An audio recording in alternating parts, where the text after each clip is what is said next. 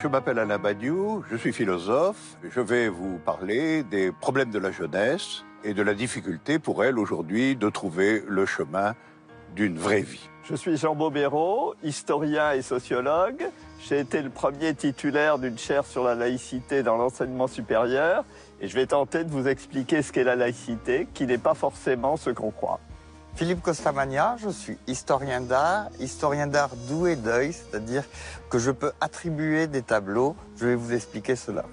Je suis Hélène Leuillet, je suis philosophe et psychanalyste. Je vais vous parler du voisinage et expliquer pourquoi on ne se comporte pas de la même manière avec le voisin d'en face, le voisin du dessus, le voisin du dessous, le voisin d'à côté. Je suis Julia Kuperberg. Je suis Clara Kuperberg. Nous sommes toutes les deux réalisatrices. Et nous allons vous expliquer comment et pourquoi les femmes ont été chassées d'Hollywood au début du siècle. Je suis Gilard Poutian, je suis journaliste scientifique. Je suis Nicolas Chevassu-Louis, journaliste scientifique également. Ce soir, je vais vous raconter certaines des plus belles impostures de l'histoire des sciences. Et moi, vous montrer comment les fraudeurs sont de plus en plus nombreux parmi les chercheurs. Bonsoir, je suis Frédéric Tadei, j'anime cette nouvelle émission dans laquelle il y aura également un débat sur les prochaines présidentielles. Pourquoi y a-t-il autant de candidats? Débat dans lequel vous retrouverez Alain Duhamel, Anne Levade, Alain Garrigou et Arnaud Lepilouer. On se retrouve dans un instant.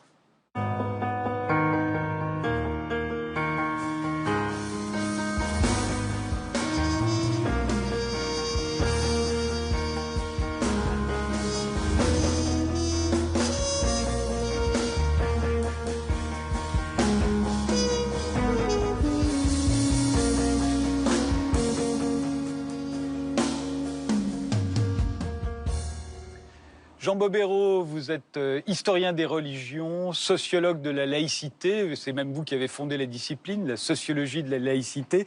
Et avec le Cercle des enseignants laïcs, vous publiez un petit manuel pour une laïcité apaisée. Vous y rappelez ce qu'est la laïcité française et dont nous sommes si fiers que nous ne cessons d'invoquer, mais qui n'a absolument rien à voir avec le sens que certains voudraient lui donner aujourd'hui. C'est même absolument le contraire.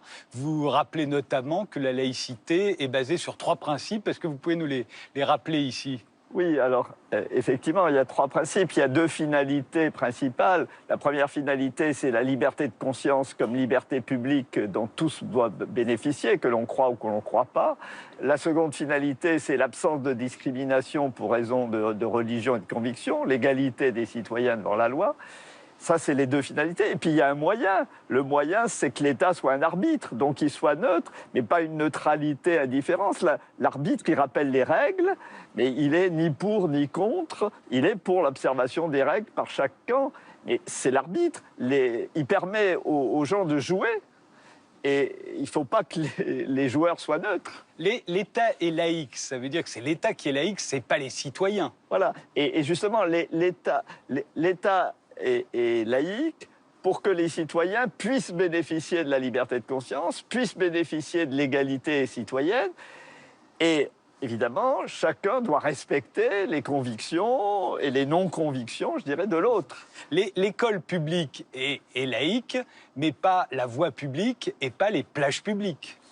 L'école publique est laïque en ce sens qu'effectivement, c'est un lieu où on enseigne. La rue, les plages sont des lieux de discussion, sont des lieux de débat, sont des lieux où chacun peut dire ce qu'il pense, ce qu'il veut, et dans le respect de l'autre, bien sûr. Alors il y a évidemment cette photo qui cet été a fait le tour du monde. Jean Bobéro, sur cette photo, qui respecte la laïcité et qui la menace ?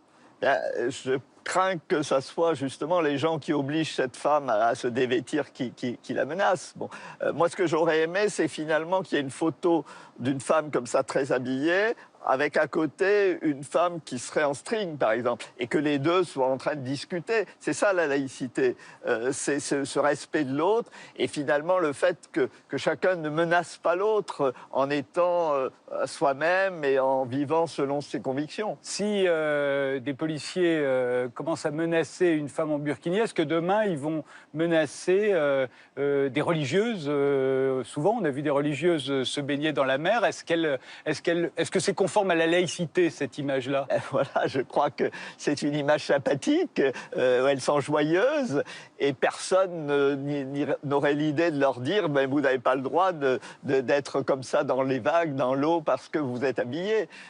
C'est quand même assez ahurissant de penser qu'on en est arrivé là. Se couvrir à la plage, on a dit que ça pouvait troubler l'ordre public. Donc il y a les surfeuses, par exemple, qui mettent des combinaisons de plongée pour faire du surf. Et puis il y a aussi des femmes en burkini qui ont envie de faire du surf. Est-ce que l'une et l'autre, est-ce qu'on peut en discriminer une par rapport à l'autre? Non, si vous voulez, chacune a l'impression de vivre selon ce qu'elle doit faire, selon ce qu'elle doit être. Et l'important, encore une fois, c'est qu'elle ne menace pas la liberté d'autrui et qu'elle n'empêche pas les autres d'être vêtues ou déshabillées comme elles ont envie de l'être ou comme ils ont envie de l'être. Parce que pourquoi c'est toujours les femmes qui sont dans le collimateur? Ça, c'est quand même étrange. Normalement, la laïcité doit aller de pair avec l'égalité de l'homme et de la femme et donc pas se focaliser sur les femmes. Alors, demain, on pourrait aussi se focaliser sur les hommes et penser qu'un certain nombre de religieux orthodoxes, tels qu'on peut les voir dans la rue aujourd'hui, menacent la laïcité. Oui, alors là-dessus, moi j'ai eu d'ailleurs une expérience assez étonnante. Quand il y a eu un juif qui portait une kippa qui s'est fait agresser à Marseille, j'ai eu des journalistes qui m'ont téléphoné. Et au lieu de s'indigner contre cette agression, ils me posaient la question, mais as-tu le droit de porter une kippa dans l'espace public? Mais je leur ai dit, mais arrêtez, le problème, c'est pas de ça. Le problème, c'est qu'on n'a pas le droit d'agresser quelqu'un dans la rue. C'est ça le problème. C'est pas le fait qu'il portait une kippa ou pas. Donc quand on voit, par exemple, ces hommes marcher dans la rue, ils respectent tout à fait la laïcité. Ils respectent la laïcité tant qu'ils ne m'obligent pas à m'habiller comme eux. Mais ça peut être... Vous savez, le grand rabbin Corsia a l'habitude de citer Georges Brassens en disant que c'est une autorité rabbinique, en disant « mais les braves gens n'aiment pas qu'eux, on vive d'une autre manière qu'eux ». Bon. Et je trouve ça très, très bien comme citation. C'est-à-dire que il y a diverses manières de s'habiller, et ces diverses manières de s'habiller, elles font partie d'une société démocratique. Est-ce que les processions catholiques, telles qu'on peut en voir aujourd'hui en France, est-ce que c'est une menace pour la laïcité? Alors, il y a eu un grand débat en 1905, justement. Il y avait des gens qui voulaient, en 1905, au moment de la loi de séparation des églises et de l'État, il y avait des gens qui voulaient interdire les processions. Et non seulement on n'a pas interdit les processions, mais on a dit que les limitations qui avaient été apportées par Napoléon étaient levées, et que chacun devait prendre sur soi et ne pas considérer que c'était une provocation que les gens puissent défiler dans la rue. Bon, alors évidemment, c'est à charge de revanche. Et c'est ça l'importance, c'est ce respect mutuel. Et je crois qu'il faut insister là-dessus, sur le fait que la laïcité, c'est le respect mutuel de gens qui ont des convictions différentes. En 1905, dans les débats, certains voulaient interdire aussi aux prêtres de se promener dans la rue dans leurs habits ecclésiastiques. Et ce qui leur a été répondu, c'est qu'il ne fallait pas en faire des martyrs. Il ne fallait pas en faire des martyrs. Et on a dit aussi que la loi de séparation devait être une loi de liberté. Et puis que finalement, ça serait ridicule d'interdire la soutane. Et Aristide Briand, le principal auteur de la loi, disait on peut compter sur l'imagination des prêtres et des tailleurs pour trouver d'autres signes distinctifs. Et c'est ça aussi, c'est qu'on part dans un engrenage où finalement on se focalise sur un signe, mais les signes religieux, tout peut devenir signe religieux. Et donc c'est quelque chose sans fin. Et d'ailleurs, on l'a vu récemment, après la polémique autour de la mode islamique dessinée par un certain nombre de grands créateurs, certains y ont vu justement une atteinte à la laïcité. Alors est-ce que les vêtements qu'on va voir là tout de suite, c'est une atteinte à la laïcité? C'est des manières de s'habiller, on voit le visage des gens, ils sont reconnaissables. Bon, il y a même d'ailleurs une certaine beauté, je trouve, des fois dans cette mode. Et donc là encore, d'autres portent des piercings, d'autres portent des shorts très courts. Ça fait partie de la diversité de la société. La mode rabbi chic, imaginée par Jean-Paul Gaultier il y a quelques années, vous vous en souvenez, là aussi, pas de problème, pas de menace pour la laïcité. Pas de menace pour la laïcité. Et vous savez à quel point, justement, après les persécutions de Vichy, c'est important pour la France d'avoir une communauté juive qui puisse vivre de manière paisible et pratiquer tranquillement sa religion. Et on a du mal à se souvenir aujourd'hui qu'il fut un temps où on pouvait être élu député, comme ça a été le cas pour le docteur Grenier en 1896. C'était le premier député musulman, et se rendre à l'Assemblée nationale dans cette tenue. Dans cette tenue, et 1896, c'est le moment de l'instauration de la laïcité républicaine. C'est peu après les lois Jules Ferry laïcisant l'école publique, et c'est peu avant la séparation des églises et de l'État. Donc c'est le moment fondateur de la laïcité. Et voilà, à cette époque-là, on ne pensait pas qu'il y avait atteinte à la laïcité parce que ce député allait à l'Assemblée nationale dans cette tenue. Ni pour le chanoine Kir, lui c'est après la Seconde Guerre mondiale, quand il est maire de Dijon, il est député, et bien entendu, il ne change pas d'habit pour autant. Non, il va à l'Assemblée en soutane. Et il gère sa ville en soutane. Si vous voulez, la laïcité, ça demande des comportements de respect, des comportements de liberté. Et finalement, la loi pour le mariage pour tous en 2013 est beaucoup plus une loi de laïcité que toute mesure d'interdiction, parce qu'on étend la liberté et on refuse qu'une religion impose ses normes à l'ensemble de la société. Et c'est ça qu'il faut bien voir, c'est que la laïcité garantit la liberté, y compris face à des prétentions de certaines autorités religieuses. Mais alors aujourd'hui, quand on dit que nous devons bâtir, je cite, un islam français, européen, occidentalisé, avec nos traditions et nos valeurs, est-ce qu'on respecte la laïcité en faisant ce type de déclaration? Alors, c'est étonnant parce que si on prend la comparaison avec le catholicisme, quand il a fait Vatican II, c'est les catholiques qui l'ont décidé, c'est le concile qui l'a décidé. C'est pas l'État qui a imposé au catholicisme un aggiornamento. Bon, on peut souhaiter un aggiornamento de l'islam, mais la meilleure manière de le réaliser, c'est laisser les musulmans eux-mêmes débattre et pouvoir discuter de leur religion et de l'évolution de leur religion, parce qu'il y a dans l'islam l'idée effectivement d'une contextualisation de la religion. Mais plus l'État va essayer d'imposer ça, plus ça amènera des réactions et plus finalement on va braquer des gens qui eux-mêmes seraient d'accord pour débattre, pour évoluer, pour discuter. Surtout qu'un jour, on pourrait également dire qu'on veut bâtir une église catholique qui serait favorable à l'avortement ou au mariage pour tous. Alors, ça a été aussi un débat en 1905, c'est-à-dire certains voulaient un catholicisme républicain. Et la solution qui a été apportée par la loi de séparation des églises et de l'État, c'est de dire le catholicisme n'a pas à régenter la société globale, mais il est tel qu'il est et on l'accepte tel qu'il est. Et effectivement, le catholicisme n'a pas à interdire des lois de liberté de mœurs, mais il peut très bien lui-même avoir une éthique rigoriste si les gens ont décidé d'avoir cette éthique rigoriste. On n'oblige personne à divorcer, on n'oblige personne à avorter, on n'oblige personne à se marier avec quelqu'un du même sexe. Et on n'oblige pas non plus le judaïsme, par exemple, demain à manger du jambon. Non, même, alors là, c'est un débat qui a eu lieu à la Révolution française, où certains, justement, ne voulaient pas donner la citoyenneté aux Juifs parce qu'ils mangeaient sur des tables un peu séparées, justement, ne mangeant pas de porc. Et Clermont-Tonnerre a dit, mais les Juifs doivent être pleinement citoyens et ils ont bien le droit de manger du porc, de ne pas manger de porc et de manger du lapin. Et nous, on a très bien le droit, si on veut, de ne pas manger de lapin et de manger du porc. Est-ce que vous dites dans ce livre, Jean Bobéro, que la laïcité, ce n'est pas l'identité nationale?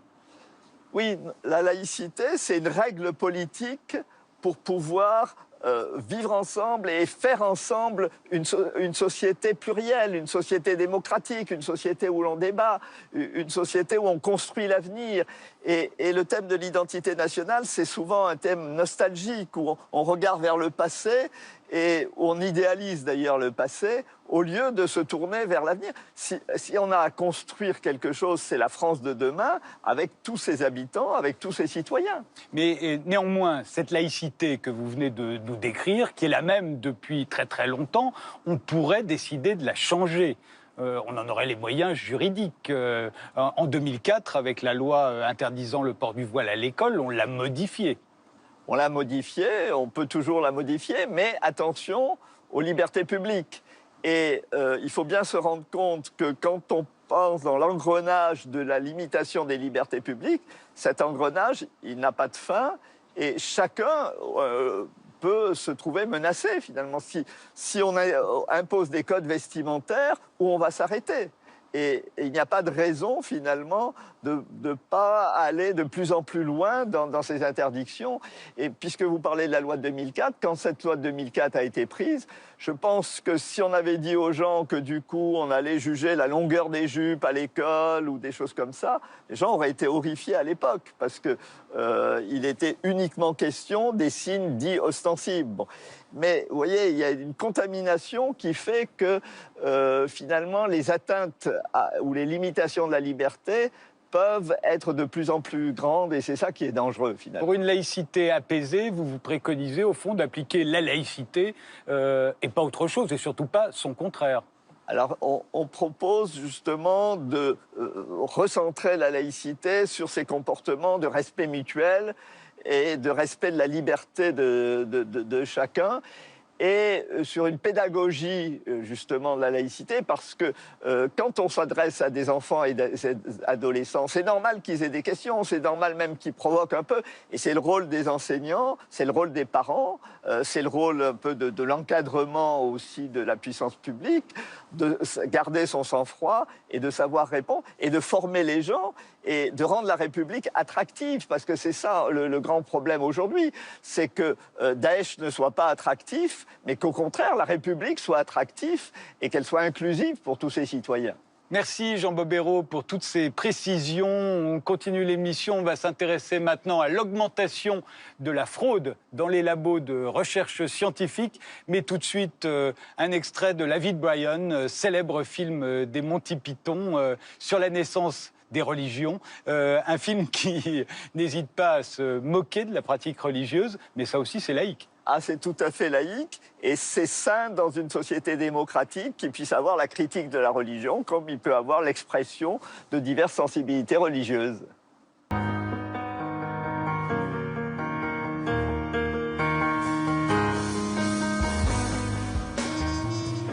Gilles Arpoutian, Nicolas Chevassus-Louis, vous êtes tous les deux journalistes scientifiques. Gilles Arpoutian, vous publiez une petite histoire des grandes impostures scientifiques. Nicolas Chevassus-Louis, vous publiez Malscience sur la fraude dans les labos. Alors, tous les deux, vous partez du même postulat. La fraude dans les labos a tendance à augmenter aujourd'hui. Elle a toujours fait partie de l'histoire de la science, hein, vous dites, Gilles Arpoutian. La fraude scientifique, en fait, c'est le dérapage de l'instinct sur la raison. C'est le moment eureka, le moment où l'inventeur découvre et il est tenté de tomber dans l'invention plutôt que dans la découverte. Et cette tendance, elle est tout à fait normale chez un grand créatif. Et il faut s'en prémunir, il faut y faire attention. Maintenant, il me semble qu'il faudrait l'intégrer dans l'histoire des sciences. Et voilà, c'est une question de... Alors que Nicolas Chevassus-Louis, vous êtes plus sévère, vous insistez sur la toxicité du phénomène. Oui, il me semble que les entorses à la rigueur que décrit Gilles existent, certes, mais quand elles prennent une ampleur trop élevée, ce qui est le cas aujourd'hui, elles menacent la solidité même du savoir, de l'édifice du savoir. Alors, il y a eu des scandales retentissants que vous évoquez tous les deux. Celui concernant Haruko Obokata, cette jeune japonaise. Là, c'est un cas typique d'aujourd'hui. Hein. Cas typique, une très jeune chercheuse qui bénéficie de la politique du gouvernement nippon qui veut promouvoir les élites féminines parce que les institutions japonaises sont essentiellement occupées par des hommes. Donc il y a une vraie volonté, tout d'un coup, de mettre sur le devant de la scène des femmes. Et cette jeune chercheuse va en bénéficier, va se retrouver, grâce à cette nouvelle politique, va se retrouver directrice de laboratoire. Et là, très rapidement, au bout de quelques mois, ça dérape. Elle fait une découverte extraordinaire qui lui permet de créer n'importe quel type de cellule souche pour pouvoir réparer le corps humain. C'est ce qu'elle annonce. Et tout le monde la croit. Et elle fait co-signer avec elle le directeur de de l'école de médecine d'Harvard. Elle associe à son papier plein de grands chercheurs qui n'ont pas vérifié. Et 15 jours après, c'est fini. 15 jours de gloire. pendant 15 jours, comme elle est ravissante, elle fait la une des magazines féminins, la une des grands hebdomadaires du monde entier. Et au bout de 15 jours, on se rend compte qu'en fait, tout est bidon. Et là, c'est la déchéance totale. Mais la déchéance à la japonaise, c'est-à-dire l'humiliation publique, la nécessité de faire des excuses auprès de l'ensemble. Et vous allez même plus loin, son professeur... Et son professeur se suicide. Voilà, on est dans l'honneur japonais au sens le plus ancien du terme. Et son directeur de recherche se suicide lamentablement, ce qui fait de cette imposture une aventure absolument étonnante. Il y a le cas du Sud-Coréen Wong également, vous l'abordez vous aussi, Nicolas. Lui, il faisait des travaux sur le clonage. Alors, il y a deux points communs avec l'histoire de Bokata que vient de raconter Gilles. Le premier, c'est d'une politique nationale, un enjeu national de Wong, en qui on voyait peut-être le premier prix Nobel de la Corée du Sud, avec toute une aura pour l'émergence de cette nation scientifique. Le second, ce sont des recherches très concurrentielles sur des questions de biotechnologie avec des applications commerciales considérables. Dans un cas, c'était les cellules souches, capables de régénérer le corps humain. Dans le cas de Wong, c'est le clonage, avec toutes les applications potentielles. Et c'est cela qui... Et lui aussi, il a été confondu. Mais non, c'est ça qui est extraordinaire. C'est un héros national en Corée. Encore et aujourd'hui encore, il est à la tête de son laboratoire. Et peu importe qu'il ait été un imposteur, aujourd'hui, ça a été prouvé. Il clone des chiens, il cherche à reproduire, à créer un mammouth. Voilà, non, c'est un chercheur qui a toujours le vent en poupe. Alors, dans le passé, il y a de célèbres chercheurs qui ont parfois falsifié les données, comme Mendel. Il a falsifié ces données, mais son hypothèse était juste. On s'en est rendu compte longtemps après. Ce pauvre Mendel, pour fonder sa théorie, ses lois de la génétique, travaille sur des petits pois pour des questions biologiques. Voilà, c'est l'espèce végétale la plus adaptée et ça prend beaucoup de temps. Beaucoup de temps. Il arrive à près de 10 000 greffes de petits pois pour arriver à montrer comment, d'une génération à l'autre, les critères physiologiques se transmettent. Et c'est trop long. Il aura fallu qu'il le fasse 100 000, 1 million de fois. Tellement long qu'il finit par écrire les résultats dont il était persuadé à l'avance. Et finalement, l'histoire lui aura donné raison. Et ce n'est que dans les années 30 qu'il y a un chercheur anglais qui qui relit ses papiers, qui datent du 19e siècle, il se rend compte que tout c'était bidon. Tout était faux, mais les lois de la génétique... Mais intuitivement, ce qu'il avait dit était juste. Voilà. Alors, il y en a qui en inventent carrément, comme Cyril Burt. Lui, il a tout inventé. Mais aujourd'hui, encore, on fait comme Mendel. Il arrive qu'on falsifie et il arrive qu'on invente. Nicolas? L'invention des données est assez rare. C'est ce qu'avait fait Cyril Burt dans ses travaux sur les jumeaux, en inventant des paires de jumeaux. Ce qui est beaucoup plus préoccupant, c'est l'embellissement des données. Je ne suis pas d'accord sur l'interprétation de Mendel. Mendel n'a pas falsifié massivement ces données. Il les a embellies, arrangées, parce qu'il avait l'intuition des résultats. C'est cette marge qui est intéressante. Et ce qui se fait beaucoup, embellir, ça se fait beaucoup aujourd'hui. Tous les chercheurs embellissent d'une manière ou d'une autre et ça correspond à un usage admis qu'un jour l'expérience n'a pas marché, alors on la sort des résultats que l'on va publier. La question est la question du curseur. À partir de quand cet embellissement qui est d'usage devient une fraude? Un mot sur Cyril Burt, parce que quand même il est assez exemplaire, hein, lui. Il Burt travaille sur l'hérédité, donc il a l'idée de prendre Il est persuadé que près de 90% de l'intelligence est innée. Voilà, et relève de l'héritage génétique. Alors, et pour prouver cela, il fait des expériences sur des jumeaux monozygotes. Donc nés dans le même œuf. Mais élevés séparément. Donc pour les montrer qu'ils ont les mêmes résultats à des tests de QI, même s'ils ont été élevés dans des circonstances différentes. Et il va montrer cela pendant toute sa carrière, au début sur quelques jumeaux monozygotes, puis quelques dizaines, et puis à la fin de sa carrière, plusieurs centaines.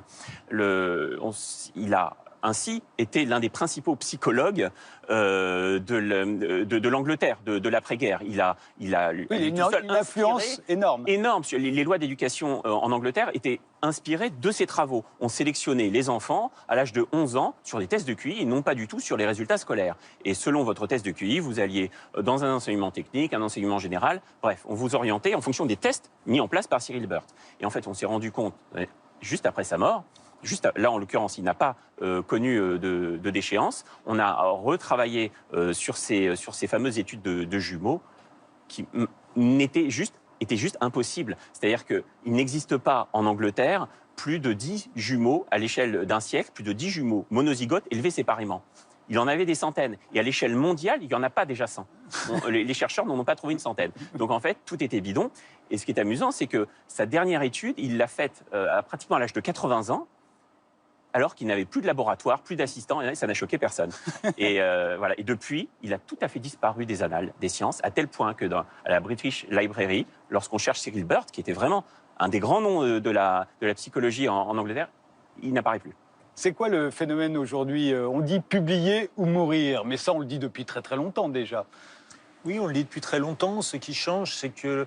Publier, j'entends par là publier des articles dans les plus prestigieuses revues scientifiques. Hein. C'est ça qu'on attend des chercheurs. Ce qui change, c'est que la carrière d'un chercheur va dépendre de ses publications, du nombre et de la renommée supposée de ses publications, jusqu'à en dépendre très directement, en Chine en particulier, où la rétribution, la rémunération du chercheur va être indexée sur le prestige des revues. Nous voyons là la revue Science, une des plus prestigieuses. Eh bien, publier dans la revue Science pour un chercheur chinois est synonyme immédiatement d'une prime de $10 000.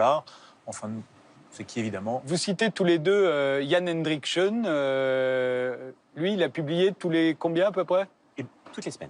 Toutes les semaines, il avait découvert quelque chose et il le publiait dans une des revues. Il travaillait en biotechnologie, sur les transistors et les cellules. Et tout le monde le croyait vraiment de manière très sincère, totale. Il est devenu assez célèbre. Il faisait une publication par semaine. Et il a fallu quelques années pour se rendre compte que tout était faux. Et ce qui est incroyable, c'est qu'il avait une équipe de chercheurs derrière lui. C'est-à-dire qu'il a dupé absolument tout le monde. Un mot sur le cas Sean, Nicolas? Oui, on ne dupe pas très longtemps tout le monde. Précisément, tous les exemples qu'on vient d'évoquer, Sean, Bokata et autres, tombent parce que la science est une activité collective et donc on essaie de reproduire les expériences annoncées. Et on essaye une fois, ça ne marche pas, une deuxième fois, ça ne marche pas. Différents laboratoires essaient de reproduire. Et puis, à force de constater que les choses ne sont pas reproductibles, on se pose des questions sur la réalité des expériences initiales. C'est comme ça que la plupart des grands fraudeurs tombent. Parmi les fraudes scientifiques, il y a le plagiat. Or, on sait que de très grands chercheurs comme Louis Pasteur ou Albert Einstein ont plagié, mais ils ont quand même fait avancer la science. En fait, le plagiat, c'est la fraude de base. C'est-à-dire, c'est l'imposture classique, c'est le copier-coller de l'étudiant qui oublie de citer sa source. Voilà. Donc le plagiat, ça va très très vite, un plagiat. Et la plupart des grands génies ont usé du plagiat. Einstein ne serait pas Einstein s'il n'avait pas repris un ensemble de travaux sans citer ses sources. À un moment donné, en 3 mois, il a révolutionné la physique fondamentale sans aucune indication bibliographique. Et jusqu'à la fin de ses jours, il prétendra qu'en fait, c'était suite à des semaines et des mois de travail complètement d'une créativité folle qui lui ont permis de créer la relativité restreinte et l'ensemble des publications qu'il a faites en 3 mois, encore une fois, entre mars et juin 1905. Alors que vous dites qu'en fait... Mais non, absolument pas. Et Pasteur, même chose? Pasteur, c'est plus grave, parce que lui, c'est à l'échelle de sa carrière. Et en fait, il récupérait des données des chercheurs contemporains et il leur donnait une autre dimension. Il en faisait des brevets, il les portait, il les unifiait. Pour autant, il n'a strictement rien inventé, rien découvert. Et Pasteur n'est pas du tout à l'origine de la pasteurisation. Il n'a jamais inventé le vaccin contre la rage, absolument jamais. Et les historiens le savent, mais c'est une légende populaire. Et il a vraiment utilisé le plagiat toute sa vie.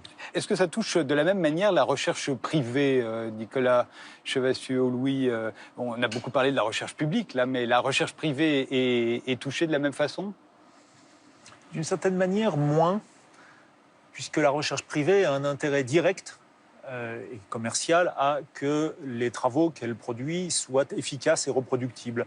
Et c'est ainsi qu'on a pu se rendre compte qu'entre 75% et 90% des expériences rapportées par des laboratoires publics en biologie ne peuvent pas être reproduites. Et qui est-ce qui a découvert ça? Des laboratoires privés, précisément parce qu'ils achetaient des licences sur des brevets déposés par la recherche publique et puis essayaient de les refaire dans leurs propres locaux, ils n'y arrivaient pas. Ça ne veut pas dire que ce sont des recherches frauduleuses, ça veut dire que ce sont des recherches mal maîtrisées trop embellies ou mal comprises et qui fait que dans un laboratoire privé, on ne peut pas les transformer en médicaments, en thérapie, etc. Il y a un cas que j'ai envie de citer quand même, Otto Overbeck et sa machine à rajeunir. Lui, c'était dans un but strictement commercial, hein, lui.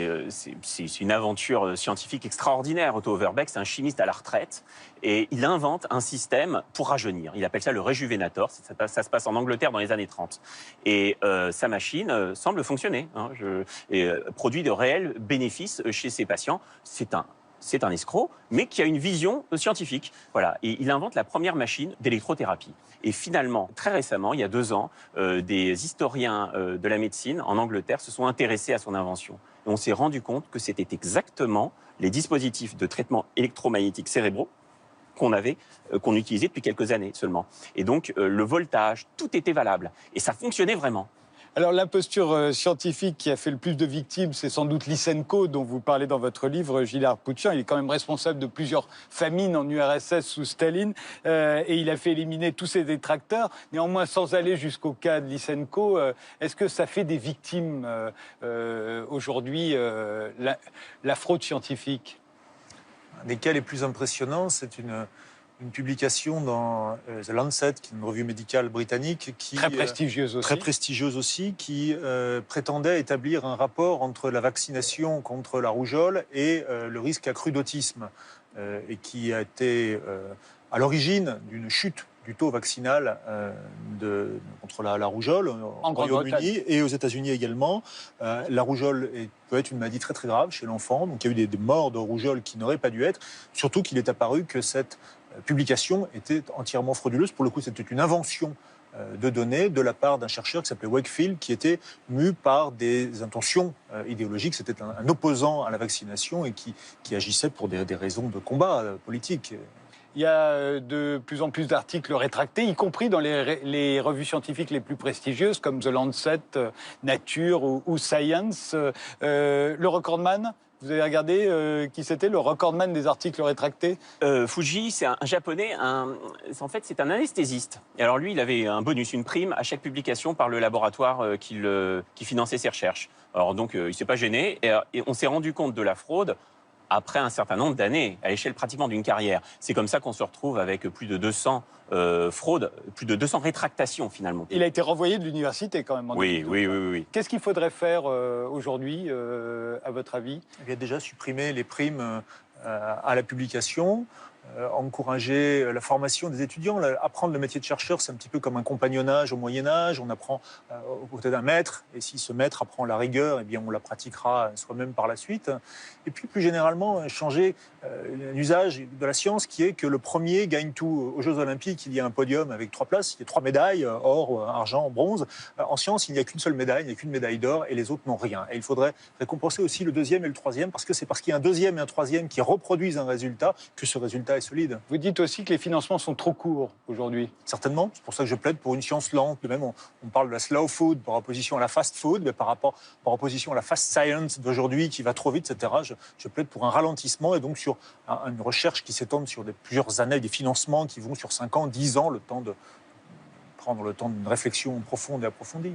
Je vous remercie tous les deux. On va retrouver maintenant Hélène Leuillet. On va parler des problèmes de voisinage qui sont en train de devenir un des problèmes numéro 1 dans un pays comme le nôtre. Mais d'abord, je propose une célèbre publicité à la gloire de la science. Vous la connaissez tous les deux. Ça, c'est la science qui réussit. La science n'échoue jamais. La science qui gagne. Quand on a effacé tous les échecs, il n'y a que des réussites. Oui, c'est ça. On va la regarder tout de suite, la science qui gagne. C'était un jour comme tous les autres dans le laboratoire X. Quand tout à coup... Eureka! J'ai trouvé la formule activée! Il a la formule activée. Avec le nouveau X, ma propre débat vous est donné. Avec Bix et sa formule, vous avez l'hygiène à toute température. Le nouveau Bix vous donne un linge plus propre, plus frais, plus pur, à toute température. Il a la formule activée. Oui, seul le nouveau Bix avait le pouvoir d'aller si loin. Et nous on dit bravo, bravo pour nos machines. Il a la formule activée. Pour l'hygiène vous aussi, découvrez le nouveau Bix.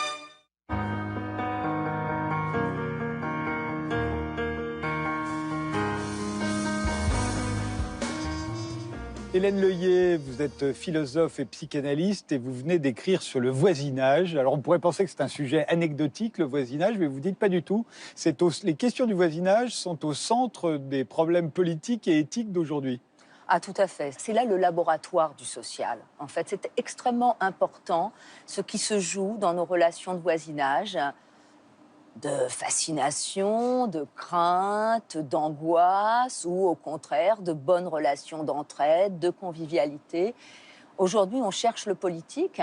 Il est là aussi, le politique, dans la relation qu'on a avec ces... Alors, ça vous inquiète un peu, parce que vous démarrez par une enquête qu'avait fait l'INSEE en 2009. Que disait-elle, cette enquête? Alors, cette enquête, elle disait que 80% des Français veulent vivre dans une maison individuelle. Et pour quelle raison dans une maison individuelle? Pour ne pas avoir de voisins. C'est-à-dire qu'au moment où nous sommes 7 milliards sur la Terre, c'est-à-dire où il n'y a plus d'îles désertes, il n'y a même plus d'intervalle. Les déserts ne sont plus des déserts, on y fait la guerre. Enfin, les déserts ont toujours été peuplés, mais aujourd'hui, ils sont surpeuplés. Donc, il n'y a plus d'intervalle entre les parties du genre humain. Et bien, c'est à ce moment-là qu'on ne supporte plus ses voisins. Le voisinage, c'est traditionnellement un lieu d'échange. Vous disiez que c'était une chance. C'était une chance. C'était considéré comme une chance. Dans toutes les cultures, il y a des codes pour savoir comment voisiner. C'est vrai que voisinage, ce n'est pas naturel, comme tout ce qui est humain d'ailleurs.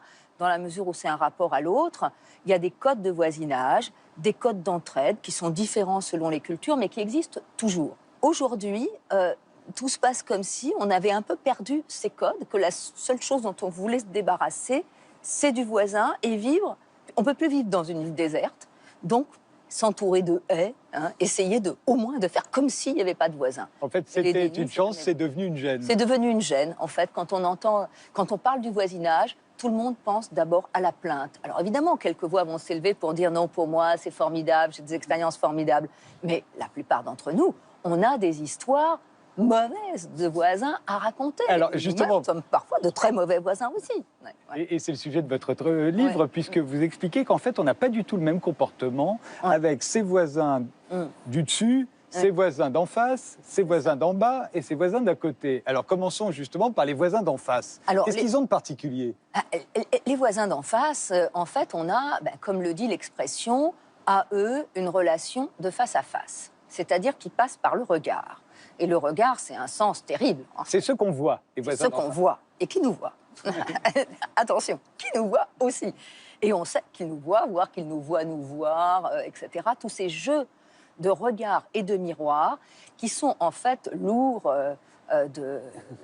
d'agressivité, d'une véritable agressivité, parce que ça comporte la fascination, mais ça comporte aussi la jalousie, le ressentiment, puisqu'on se regarde, qu'est-ce qu'on fait? On se compare, évidemment. Donc l'herbe est toujours plus verte ailleurs. Donc la rivalité. Donc la rivalité. Et alors, ce que j'ai voulu montrer, c'est que c'est justement dans le face-à-face que les choses les plus meurtrières, fantasmées ou réelles, peuvent se produire. C'est-à-dire que le voisin d'en face, on le voit toujours comme un meurtrier. On se demande toujours ce qui se passe chez lui. Vous citez évidemment le célèbre film d'Alfred Hitchcock. Qui est une merveille. Fenêtre sur cour. Fenêtre sur cour, qui est une merveille, qui est même une merveille de drôlerie, parce que c'est une sorte d'épure de la relation avec le voisin d'en face. Parce qu'évidemment, c'est l'histoire d'un photographe, donc il est un œil multiplié. En plus, il a des instruments très perfectionnés pour son époque. Et il est immobilisé, c'est cassé une jambe, donc il ne peut plus bouger, il ne peut plus que voir. Et donc, il regarde en face. Et que voit-il en face? Forcément, un crime.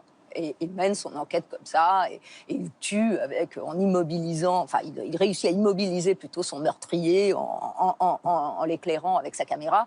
Bref, c'est vraiment l'épure de la relation de face à face. Ça veut dire que quand on regarde l'autre, forcément, il y a quelque chose du meurtre qui est en jeu. Pourquoi? Parce que la jalousie, elle est fondamentalement meurtrière. Et pourtant, c'est mon semblable en face. Justement, en fait, c'est que le semblable, ça tue un peu l'altérité. Vous savez, c'est justement ça que dans ces relations de face à face, où on cherche l'entre-soi, on imagine que si le voisin d'en face va nous ressembler, s'il est comme moi, ça va s'arranger. C'est le contraire. On trouvera toujours quelque chose qui fera qu'il sera différent. Il n'est pas comme nous. D'ailleurs, les nationalismes sont des face à face. Il y a eux Et il y a nous. Oui, l'Allemagne, la France, l'Angleterre, voilà. C'est des querelles de voisins d'en face. De toute façon, on peut même dire que la question de l'Union européenne, dans une certaine mesure, on se demande aujourd'hui comment injecter du politique dans l'Union européenne ou de l'éthique. Ben, c'est une éthique du voisinage dont l'Union européenne a besoin. Alors ensuite, il y a évidemment le voisin d'en bas. Le voisin d'en bas, c'est très différent. C'est pas mon semblable. C'est celui qu'on ne voit pas, dites-vous. Voilà, c'est celui qu'on ne voit pas, qu'on peut ne pas voir, qu'on peut ignorer. Et dans nos immeubles modernes, on sait très bien, hein, le voisin du dessous, c'est celui qu'on ne connaît pas. Et à la rigueur, on ne le connaît pas et on n'y pense pas. Parce qu'à vrai dire, on ne voit pas non plus le voisin du dessus. Voilà, on y pensera, on en parlera après. J'anticipe. Parce qu'on a rapport par les bruits. Mais le voisin d'en dessous, en fait, on ne l'entend pas vraiment, sauf exception. C'est lui qui nous entend. Et donc, pour lui, on est le voisin du dessus. Mais nous, on l'ignore. Donc, c'est aussi une métaphore de la pauvreté. Hein, ceux du dessous, c'est ceux qui sont dans la rue, hein, qui vivent en bas de chez nous. On ferme les yeux, de temps en temps on les ouvre, mais on ne demande pas grand-chose parce que justement, en fait, on a un peu oublié que les pauvres sont aussi des voisins d'en dessous. Y compris ceux qui sont dans la rue, les errants en fait. Les errants, hein, qui ont un lieu et pas de lieu, parce qu'en même temps ils connaissent le quartier, hein, ils le connaissent parfois mieux que nous. Ça nous montre ça, hein, ça nous montre aussi ce qu'est la soumission, ce qu'est la subalternité. Vous dites aussi que les cités de banlieue, on les voit comme des voisins du dessous. Voilà, c'est ça. Et non seulement on les voit, mais ils se voient. C'est-à-dire que ces métaphores, je les ai retrouvées aussi au fil du discours. Hein, c'est-à-dire que quand les jeunes de banlieue parlent de leur rapport au centre, parlent de la stigmatisation de l'adresse, par exemple, quand ils envoient un CV, qu'on voit leur adresse, ils disent « nous, on est en bas ». Hein, on est en bas de la société. Et puis alors on peut aller plus loin aussi, les pays du Sud, hein, qui sont bien des voisins d'en dessous. Toute cette inégalité transnationale qui est celle de notre monde, où les rapports nord-sud, bien entendu liés aussi à ce qui reste des rapports de colonisation, tout ça est très prégnant encore dans notre monde et c'est une actualité brûlante du voisinage. Alors il y a ceux d'en bas qui nous font peur, et puis il y a les voisins du haut, les voisins du dessus. Ceux-là, on les déteste, dites-vous. Voilà, oui, ceux-là, on les déteste. Ils peuvent nous faire peur aussi, mais d'une autre manière, parce que, voilà, il y a quelque chose de persécuteur dans le fait d'être au-dessus de quelqu'un. Le voisin du dessus, c'est celui à qui on impute une forme de persécution possible. Il va nous persécuter. On le voit comme un persécuteur, jusqu'à lui imputer éventuellement la responsabilité de tout. S'il y a du bruit dans l'immeuble, forcément, d'où ça vient? Du dessus. Parfois, ça vient du dessous, hein, mais en fait, on croit toujours que ça vient du dessus. Pourquoi? Parce qu'en fait, on a dans la sensorialité du voisinage, hein, qui est une sensorialité très riche.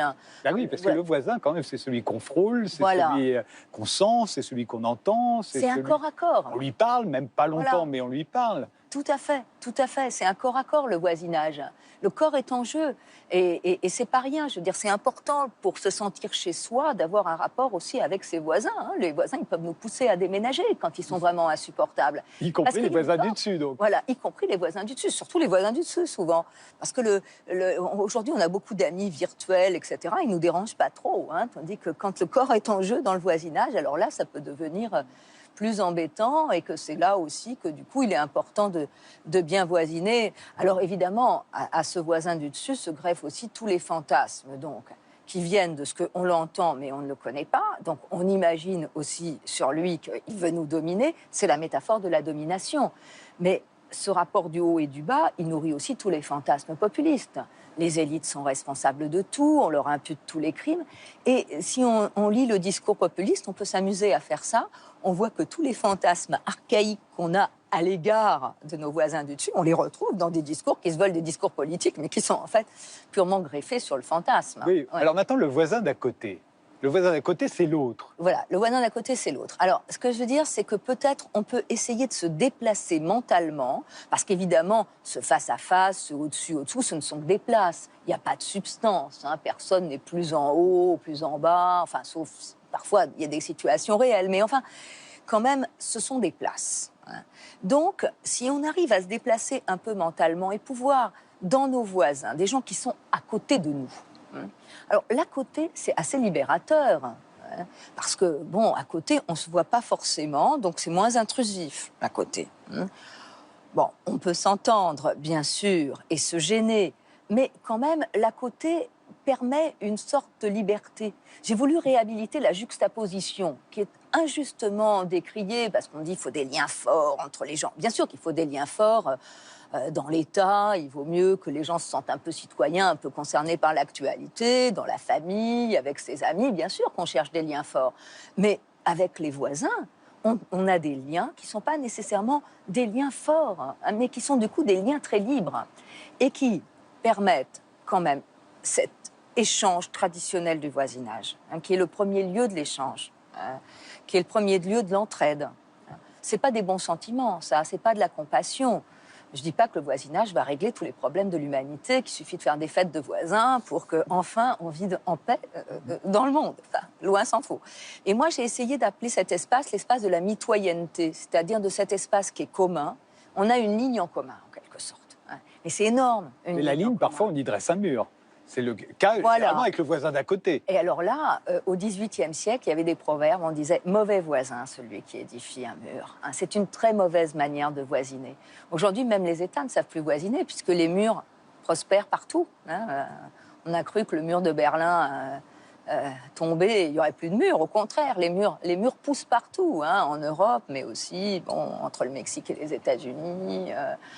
En Israël, bien sûr. Enfin, il y a des murs partout aujourd'hui. Et c'est bien la preuve de cette crise de voisinage. C'est la crise de voisinage, vous commenciez par ceci, l'enquête de l'INSEE en 2009, 80% des Français ne veulent plus de voisins.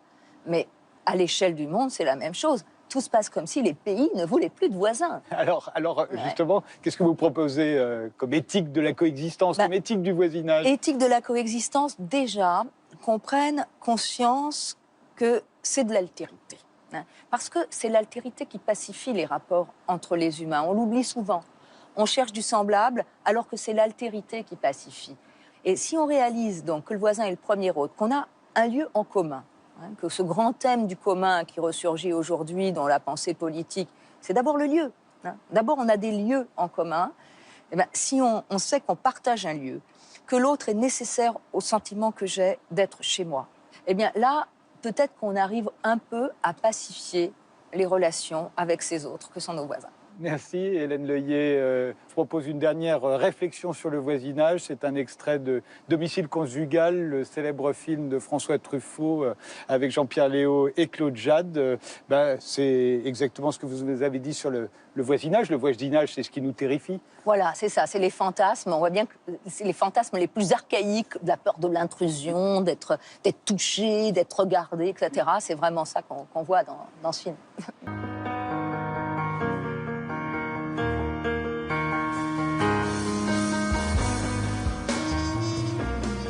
Alain Badiou, vous êtes philosophe. Dans votre nouveau livre, La vraie vie, vous vous adressez à la jeunesse, mais pour la corrompre, à la façon de Socrate, si je comprends bien.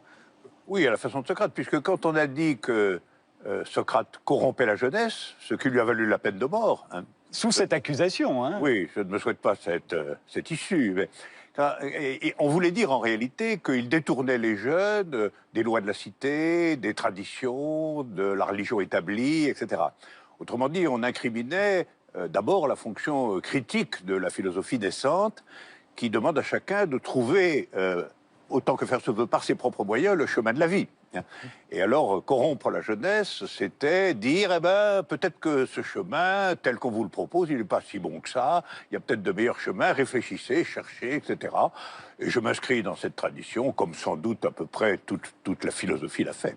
Vous reconnaissez dans ce livre, Alain Badiou, que la jeunesse est sans doute plus libre qu'autrefois, notamment du temps où vous-même aviez cet âge-là. Ce serait la modernité qui voudrait ça, la fin des traditions, au fond? C'est ce que je pense. Je pense qu'à partir de façon très visible de la fin des années 50, des années 60, il y a eu un phénomène qui manifestement mettait petit à petit à mal toute une série de traditions fondamentales concernant notamment la jeunesse. Sa discipline, sa réserve, l'ignorance sexuelle dans laquelle elle était maintenue, le destin des filles, etc., etc. Beaucoup d'autres choses qui finalement se résumaient dans l'autorité de la famille, qui venait compléter l'autorité de l'État. Hein. État, famille, propriété privée, comme disait Engels. Et je crois que ça, c'est un processus irrésistible de la modernité telle que nous la connaissons. Au fond, les gens âgés sont moins valorisés aujourd'hui qu'ils ne l'étaient, par exemple. C'est absolument certain. La vieillesse a été pendant longtemps la caractéristique de ceux qui, justement, transmettaient la tradition et permettaient que se répètent à peu près les mêmes mœurs et les mêmes façons d'être. Aujourd'hui, tout le monde veut être jeune. On est jeune pour toujours. Hein. On fait du lifting, on fait du jogging, on fait du tennis et on reste en forme, quoi. Hein. Alors que autrefois, avoir une longue barbe et des rides, c'était plutôt une preuve de sagesse. De même, vous dites que les différences entre les classes sociales ont eu tendance à s'estomper, là aussi. Oui, je pense qu'elles s'estompent en particulier du point de vue de leur visibilité. C'est-à-dire les grands signes de distinction vestimentaire, culturelle, etc., se sont affaiblis, de sorte que c'est devenu plus difficile de distinguer les classes à première vue ou dans les façons d'être. En plus, tout le monde communie devant les mêmes télévisions, ou à peu près. Donc il y a un affaiblissement de ça. Ceci dit, je dis aussi que peut-être c'est remplacé par des distinctions qui restent tout de même assez importantes concernant les identités, les lieux d'habitation, certaines façons de s'habiller, certaines mœurs immédiates. Je ne dirais pas que ça a disparu, mais grosso modo, ça s'est affaibli. En particulier, c'est moins reconnu. Parce qu'après tout, dans le vieux monde, c'était officiel. Il y avait les gens supérieurs, les gens éduqués, etc. Puis il y avait la plèbe, la populace, etc. Aujourd'hui, démocratie aidant, on masque un peu tout ça, bien que, en définitive, les différences objectivement demeurent. Alors, ce qui aurait disparu, d'après vous, Alain Badiou, pour les jeunes, ce sont les rites d'initiation. Ça existait et c'était très fort. Pour les garçons, notamment, vous dites que c'était le service militaire. C'était le moment où on passait à l'âge adulte. Oui, on sait que dans les sociétés traditionnelles, il y avait des rituels très importants de scarification, le premier accès à la chasse, etc.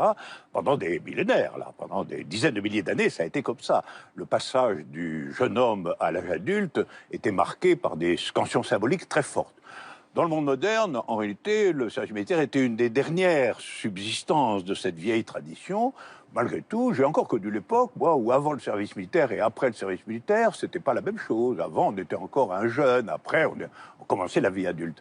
Donc maintenant, ça a disparu, et par conséquent, on peut dire qu'il n'y a plus de rite d'initiation à proprement parler, si bien que la chance est laissée de devenir jeune pour toujours.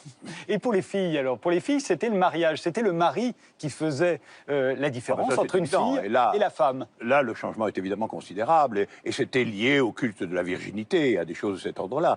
C'est-à-dire la jeune fille devenait femme dans le mariage, en perdant sa virginité, en devenant capable de faire des enfants, etc.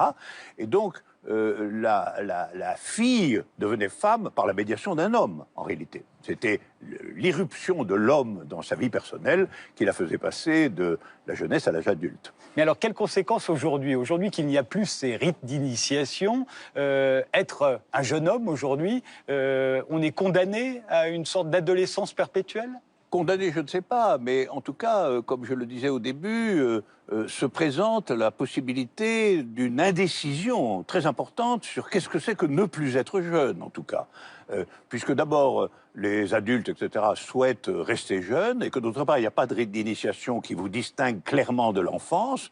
D'une certaine manière, c'est l'âge intermédiaire qui deviendrait paradigmatique. Donc ce serait l'adolescence éternelle pour tout le monde. C'est ça qui menacerait plutôt les jeunes de l'espèce humaine. Une adolescence, dites-vous, infinie, asservie à la circulation des marchandises, des objets et des images. Exactement. Et d'une certaine manière, entre acheter un nouveau modèle de voiture et avoir un nouveau jouet, la différence n'est pas énorme subjectivement. De sorte que, ou un téléphone, ou un... Oui, ou un téléphone, ou un nouveau smartphone plaqué or. Enfin, finalement, cette acquisition des jouets, qui est une grande passion de l'enfance, peut se poursuivre maintenant éternellement. Et alors pour les jeunes filles, là non plus de rite d'initiation, qu'est-ce que c'est? Oui, je pense que ça fonctionne dans le sens inverse. C'est-à-dire que, d'une certaine façon, le jeune garçon a du mal à devenir autre chose qu'un jeune garçon, c'est-à-dire être adulte, finalement, c'est peut-être une adolescence éternelle, tandis que je pense que la fille qui n'a plus besoin de la médiation d'un homme et du rite du mariage pour être sanctionnée comme femme, elle est peut-être femme depuis toujours. C'est-à-dire, elle est femme prématurée, elle est femme très jeune, elle est dans les rites et les parures féminines très tôt. Donc là, l'absence d'initiation a un effet qui se fait en sens inverse. Je pense que le jeune garçon est exposé à une adolescence éternelle et que la jeune fille est exposée à une féminité prématurée. Vous dites qu'autrefois, les filles qui attendaient un enfant sans être mariées, on les appelait des filles-mères. Aujourd'hui, toutes les filles seraient des filles-femmes. Ce seraient des filles femmes très jeunes. Et d'ailleurs, on dira qu'elles sont éventuellement des femmes célibataires ou même à la tête d'une famille monoparentale, ce qui n'a plus de valeur stigmatisante particulière. Une des conséquences, ce serait la réussite scolaire chez les filles aujourd'hui qui dépasse les garçons. Pour la première fois, il y a une génération où les femmes, les jeunes femmes, sont plus diplômées que les hommes. Oui, ça c'est une révolution dont la portée est encore mal mesurée. Hein. Et en plus, nous savons que c'est un phénomène mondial, pas même simplement un phénomène occidental, c'est un phénomène mondial. Partout dans le monde, les filles qui, avec un sérieux de femmes, mènent leurs études dans la volonté ferme de devenir indépendantes, diplômées et éventuellement ayant du pouvoir, dans le monde entier, elles font des études primaires et secondaires meilleures que celles des garçons, qui sont un peu paumés dans leur adolescence interminable. Et on sait maintenant qu'elles sont plus diplômées. Moi, j'ai observé ça depuis longtemps, je le raconte dans le livre.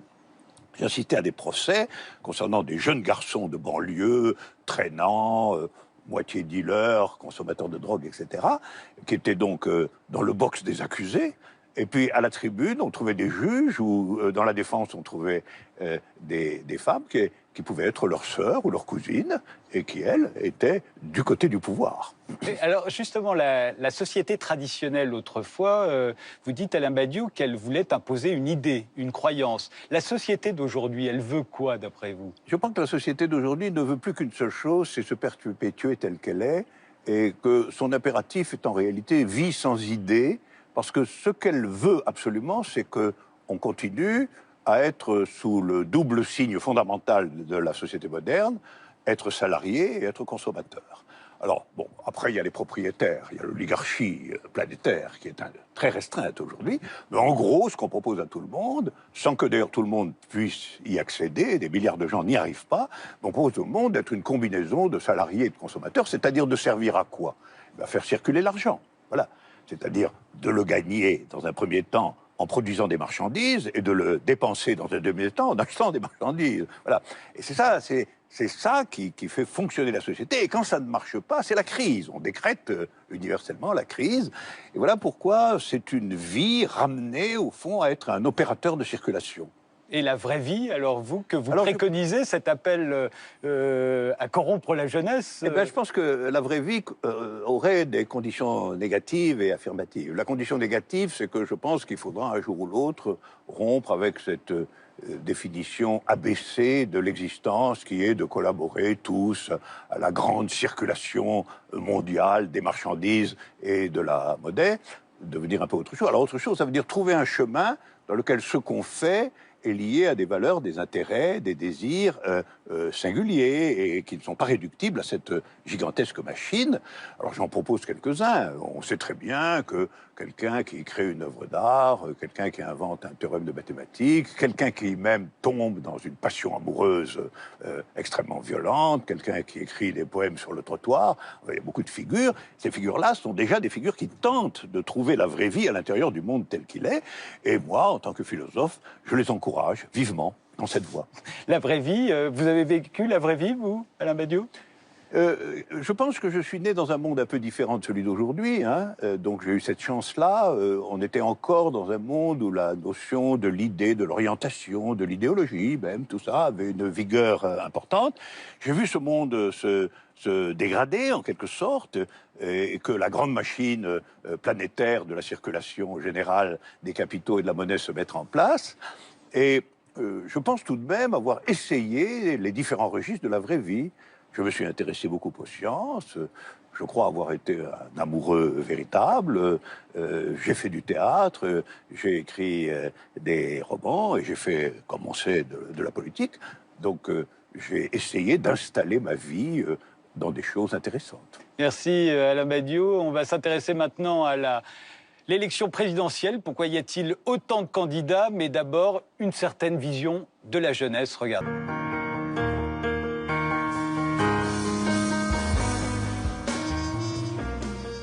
Pourquoi tant de candidats à la présidentielle ou aux primaires, ce qui revient au même?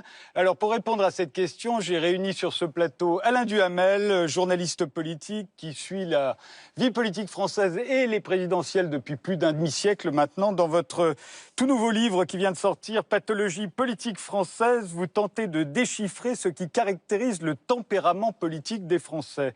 Anne Levade, vous êtes professeure de droit constitutionnel et c'est vous qui présidez la haute autorité de la primaire de la droite et du centre, qui est chargée d'organiser et de veiller au bon déroulement de cette primaire de la droite et du centre. Ni vous, ni aucun des membres, évidemment, n'êtes encartés dans un parti, puisque cette haute autorité est indépendante.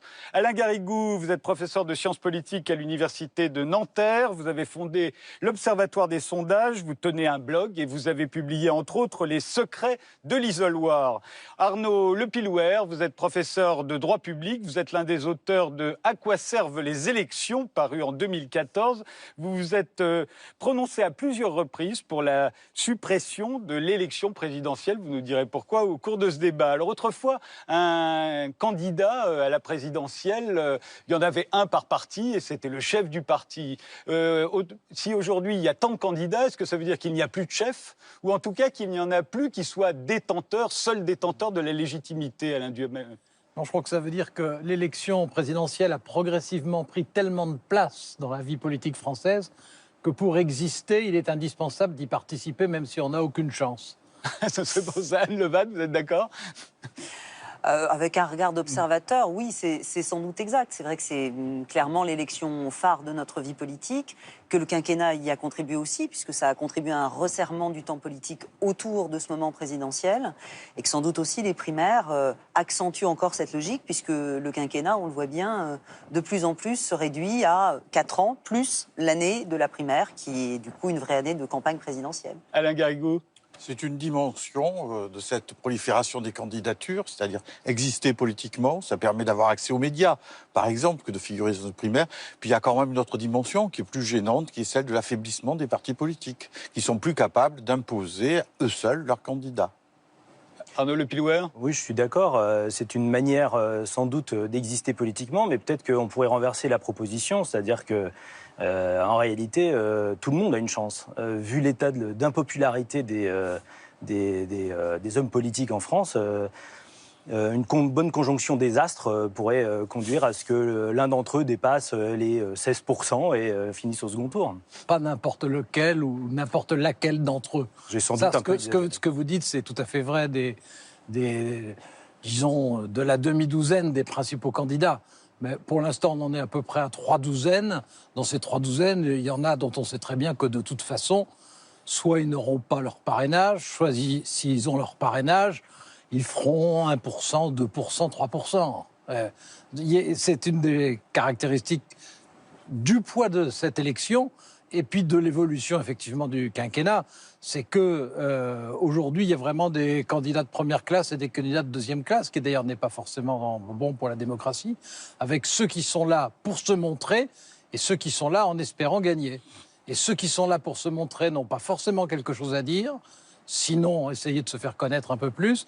Et ceux qui sont là pour gagner sont obligés de passer maintenant par des étapes supplémentaires, éprouvantes pour eux et assez paralysantes pour la vie gouvernementale.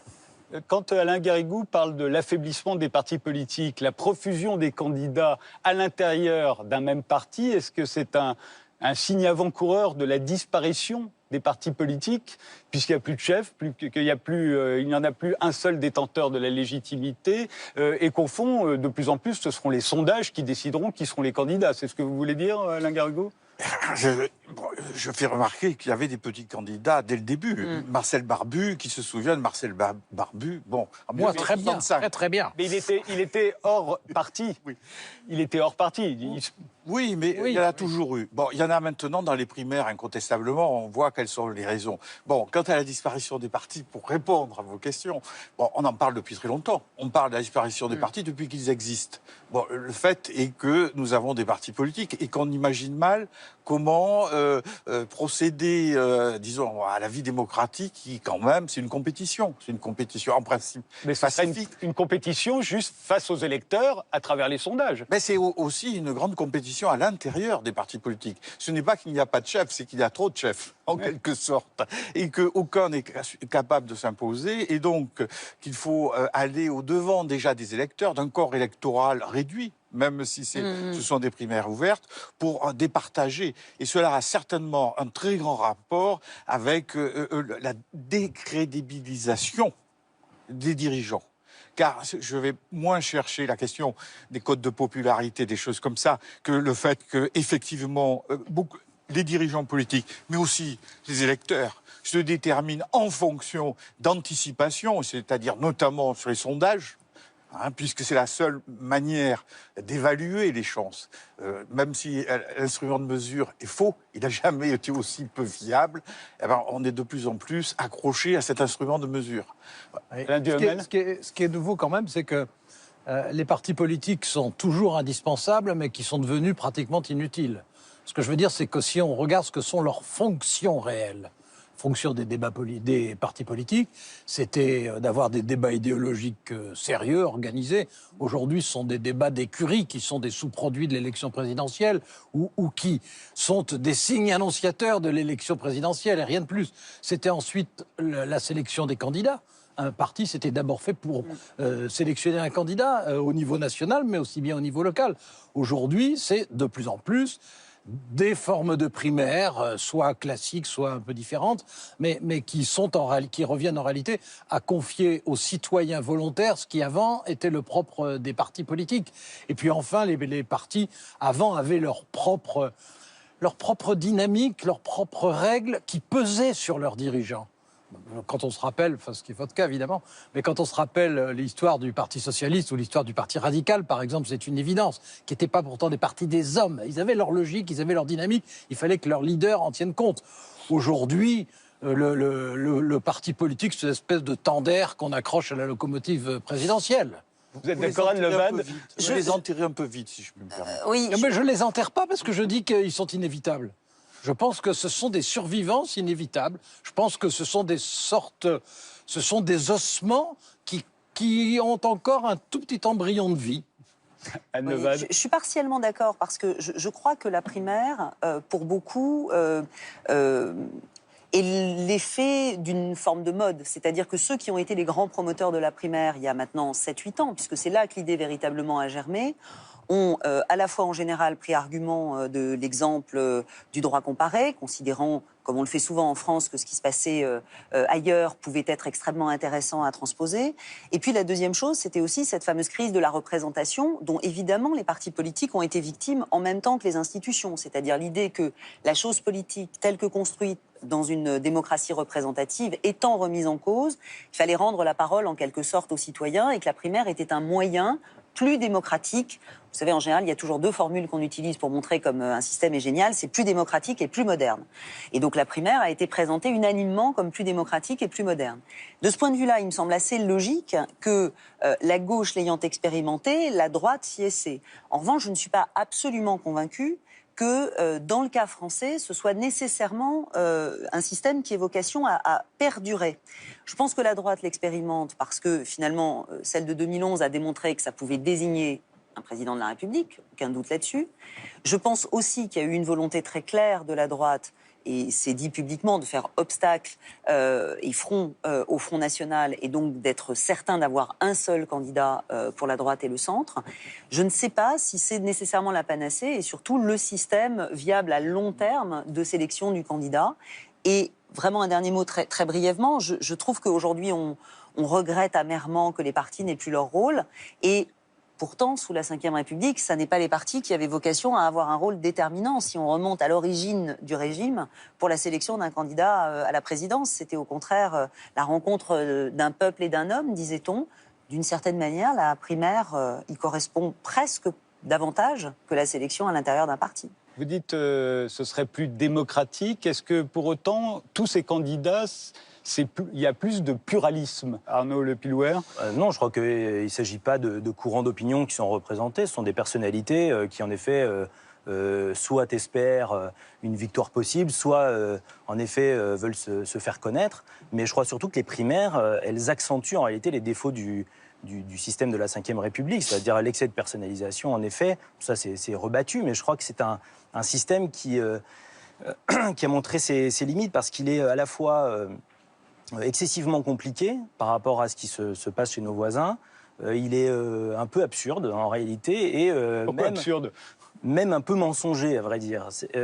Absurde parce que, en fait, on a besoin de 2 élections pour faire ce que nos voisins font en une seule. Le système de la Ve République, c'est un système dans lequel c'est celui qui bénéficie de la majorité parlementaire qui gouverne. La cohabitation l'a bien montré. Quand c'est le Premier ministre qui a cette confiance, c'est lui qui gouverne, pas le président. Or, on organise, nous, 2 élections, alors qu'ailleurs, les seules élections législatives suffisent. Nous, on fait procéder à l'élection d'un président, et ensuite, on demande aux Français de voter conformément à ce qu'ils ont voté la première fois. Et on voit même les partis d'opposition qui ont perdu les législatives ne pas vraiment faire campagne, demander à ce qu'on ne donne pas une majorité trop forte au président. Quant au président, elle demande à ce qu'on lui donne une majorité. Donc ça, je trouve que c'est relativement absurde, parce qu'on a élaboré tout le système pour éviter le quinquennat. Et la cohabitation, pardon. Le quinquennat a été organisé pour éviter la cohabitation. Donc une défaite du président aux législatives, c'est le retour à ce qu'on a voulu éviter. Donc on n'en veut pas. Et c'est légèrement mensonger parce qu'on fait croire précisément que c'est l'élection présidentielle qui est déterminante. Or, ce qui est vraiment déterminant institutionnellement, ce sont les législatives. Alain Duhamel ? Moi, je ne suis pas du tout d'accord. D'abord parce que l'élection qui entraîne les autres, c'est l'élection présidentielle. L'élection législative n'est que la traduction, l'amplification et la caricature de l'élection présidentielle. Mais elle est quasiment mécanique à partir du moment où le quinquennat existe. D'autre part, les systèmes parlementaires, qui sont les plus nombreux, évidemment, dans le reste de l'Europe, sont des systèmes qui ont des imperfections qui valent largement les nôtres. Et à travers des primaires, par exemple, les citoyens qui s'intéressent, faut avoir un investissement personnel, les citoyens qui s'intéressent, participent et gagnent, si j'ose dire, un pouvoir supplémentaire. Ils désignent leur candidat et ensuite ils pourront voter pour leur candidat. Donc ils gagnent un pouvoir supplémentaire. Dans la plupart des régimes parlementaires, c'est soit à l'intérieur du parti, soit à l'intérieur du groupe parlementaire que la désignation des candidats a lieu. Et les marchandages, les discussions, les rivalités et les votes à l'intérieur d'un groupe parlementaire ou à l'intérieur d'un parti, ça dépend des régimes, ont des inconvénients qui valent, à mes yeux, largement les nôtres. Alain Garrigou, est-ce que ça augmente le pluralisme? Si on revient à il y a quelques élections où il y avait 6-7 candidats qui se manifestaient dans la totalité de l'élection présidentielle, aujourd'hui où il y en a 36, 8 mois avant l'élection, est-ce qu'il y a augmentation du pluralisme? Bon, il est bien clair qu'il y a une apparence. Cette apparence, c'est beaucoup de gens qui sont là pour faire la figuration à un moment de leur carrière politique où ça peut être utile de se faire voir, etc. Tout le monde est d'accord là-dessus. Le fait est que ça se décide entre très peu de gens. Et ça se décide d'autant plus entre très peu de gens que les primaires sont accompagnées d'une floraison, d'une inflation de sondages qui concentrent les intentions de vote. Alors, des gens qui déclarent qu'ils sont certains d'aller voter. Or, si on suivait les sondages, je vous signale qu'il y aurait 12 millions d'électeurs à la primaire LR. Ce qui est faux, bien entendu. J'ajoute au passage, mais ça pourra ne pas vous choquer, moi ça me choque. Mais les gens qui répondent sont des internautes qui sont rémunérés, quoi qu'on en dise, 1 euro à chaque sondage. 1 euro qui n'est pas versé comme ça, mais qui va alimenter un crédit qui va servir à remplir un caddie à la fin de l'année. Voilà. Bon, donc on est revenu à un mode de rémunération dans la désignation des candidats. n'oublions pas que malgré cette ouverture, moi je trouve ça sympathique, si encore que sympathique, je suis désolé, mais dans la primaire, les Républicains indépendants, même ceux qui ont moins de 40 ans, sont déjà des professionnels de la politique. Je ne vais pas la peine de donner des noms, mais c'est clair. La professionnalisation politique, c'est le grand, comment dire, la grande évolution, mais depuis déjà un siècle. Alors, mais là, nous y sommes bien. Donc, les partis politiques continuent, malgré tout, contre l'apparence, à maîtriser largement l'offre. Parce que, comme on peut le voir, il y a déjà des menaces, par exemple, de ne pas renouveler l'investiture de quelqu'un qui se présenterait, c'est M. Frédéric Lefebvre, qui a été menacé par notre candidat. Il n'aurait pas l'investiture et les Républicains s'y persistaient. Bon, il y a aussi tout un ensemble de systèmes qui amènent à justement par la prédiction sondagière, à concentrer les intentions de vote sur très peu de candidats. Je suis persuadé que parmi les commentateurs, beaucoup n'attendent qu'une chose, c'est qu'il y ait déjà un deuxième tour avec les plus connus et qu'on se débarrasse de cette piétaille qui gêne le commentaire politique. Vous voulez dire que les commentateurs sont des paresseux ? Je pense qu'ils ont plus de mal à gérer un jeu à N compétiteurs qu'un jeu à 2 compétiteurs. Je ne suis pas du tout d'accord avec vous, parce qu'un jeu à 2, enfin, d'après ma petite expérience, un jeu à 2 est assommant assez vite et répétitif. Et quand en plus c'est une campagne d'1 an, ça peut devenir quasiment psychotique. Alors que quand il y a, disons, pour les Républicains en ce moment, une demi-douzaine de candidats qui ont déjà une certaine notoriété nationale et qui expriment des idées qui sont quelquefois intéressantes. Je ne dis pas qu'elles le sont toujours, mais quelquefois, pour le coup, on a un petit peu de quoi alimenter des commentaires ayant un minimum d'intérêt. Si à l'avance, il y en a 2 qui sont désignés ou prédésignés, ça risque d'être extraordinairement circulaire comme information. Alors, s'il y a tant de candidats pour cette prochaine présidentielle, est-ce que ça n'est pas aussi parce qu'ils font le pari que ça va être une élection un peu singulière, un peu exceptionnelle, à l'image de celle de 2002, avec les candidats principaux faisant des scores de moins de 20% des voix et la candidate ou le candidat du Front National quand c'était en 2002, faisant un score relativement élevé. Et à partir de ce moment-là, ce serait une élection à un tour. On pourrait se qualifier avec peu de voix, ce qui a été le cas de Jacques Chirac en 2002, qui avait fait moins de 20% au premier tour, et devenir président automatiquement, parce qu'on bat forcément le candidat du Front National au deuxième tour. C'est évident que c'est une des dimensions. C'est évident que c'est une élection dont aujourd'hui, on ne sait pas à quel niveau se situera exactement la barre. On imagine que Marine Le Pen aura plus de 20%. C'est le cas pour l'instant dans des sondages dont rien ne prouve qu'ils se confirmeront. Non, mais moi je partage très largement ce que vous dites à propos des sondages. Simplement, les sondages, c'est comme les bouchons de circulation. C'est très désagréable, mais c'est difficile de s'en passer et de les éviter. Vous savez que la loi leur donne un rôle institutionnel depuis peu, notamment sur la détermination du temps d'antenne. Oui, je sais. En fonction des sondages. Voilà, alors qu'il n'y a aucune régulation sérieuse de la chose et que 75% des sondages sont faits par Internet. C'est absolument vrai, mais c'est en même... Ça pose problème. Non, mais je suis tout à fait d'accord, bien sûr. Mais j'ai jamais pensé que c'était un système idéal, de toute façon. Ah non, je ne parle pas du système idéal. Non, et pour en revenir à votre question...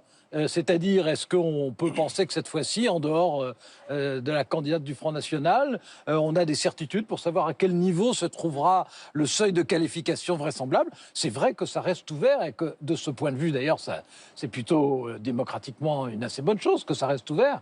Et c'est plutôt aussi quelque chose qui permet aux gens d'avoir probablement une possibilité plus grande de déterminer avec des options et des personnages qu'ils connaissent, mais qui se différencient. Donc, en soi, je trouve que c'est plutôt bien. C'est plutôt bien, mais en même temps, ça donne des candidats qui peuvent se qualifier pour le deuxième tour et gagner l'élection présidentielle avec très peu d'adhésion au départ. Jacques Chirac en 2002, 19%. Non, mais vous avez tout à fait raison, mais de toute façon, on ne le dit jamais assez, mais un président de la République est un minoritaire éternel.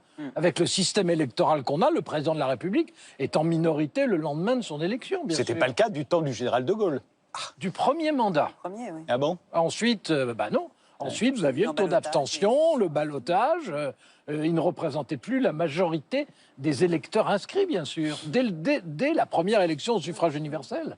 Arnaud Le Pilouer? Oui, mais moi je crois que la question institutionnelle et la question des sondages et de leur influence, en réalité, sont liées. C'est le même problème. C'est vrai que la proposition que je formulais de supprimer l'élection présidentielle est un peu iconoclaste et elle fait souvent réagir. Et elle se heurte à un certain conservatisme, à la fois de la part des constitutionnalistes qui aiment bien leur Ve République, qui connaissent très bien, et de la part des journalistes qui évidemment, trouvent dans cette compétition d'ego matière à disserter très, très longtemps sur la base de sondages. Et il me semble on a employé le mot de casting. C'est pas pour rien. C'est-à-dire, quand on regarde maintenant ce que sont devenus les primaires, ça a accentué ce défaut-là encore. C'est-à-dire, moi, je me souviens des débats qu'on avait loués entre les candidats à la primaire socialiste pour leur qualité, mais en même temps, ils étaient derrière un pupitre, on aurait dit un jeu télévisé. Enfin, il manquait plus qu'un buzzer pour rendre la chose tout à fait attrayante. Mais moi, il me semble que c'est vraiment quelque chose qui altère en réalité la conscience démocratique et la culture du débat démocratique, cette élection ultra personnalisée. C'est vrai que la personnalisation existe ailleurs, mais quand même, il me semble que Martine Aubry, lors de ce fameux débat, qui utilise le mot « nous » pour parler de son programme, elle s'est fait tomber dessus le lendemain par les médias en particulier, qui disaient qu'elle n'avait pas la stature présidentielle parce qu'elle avait utilisé le mot « nous ».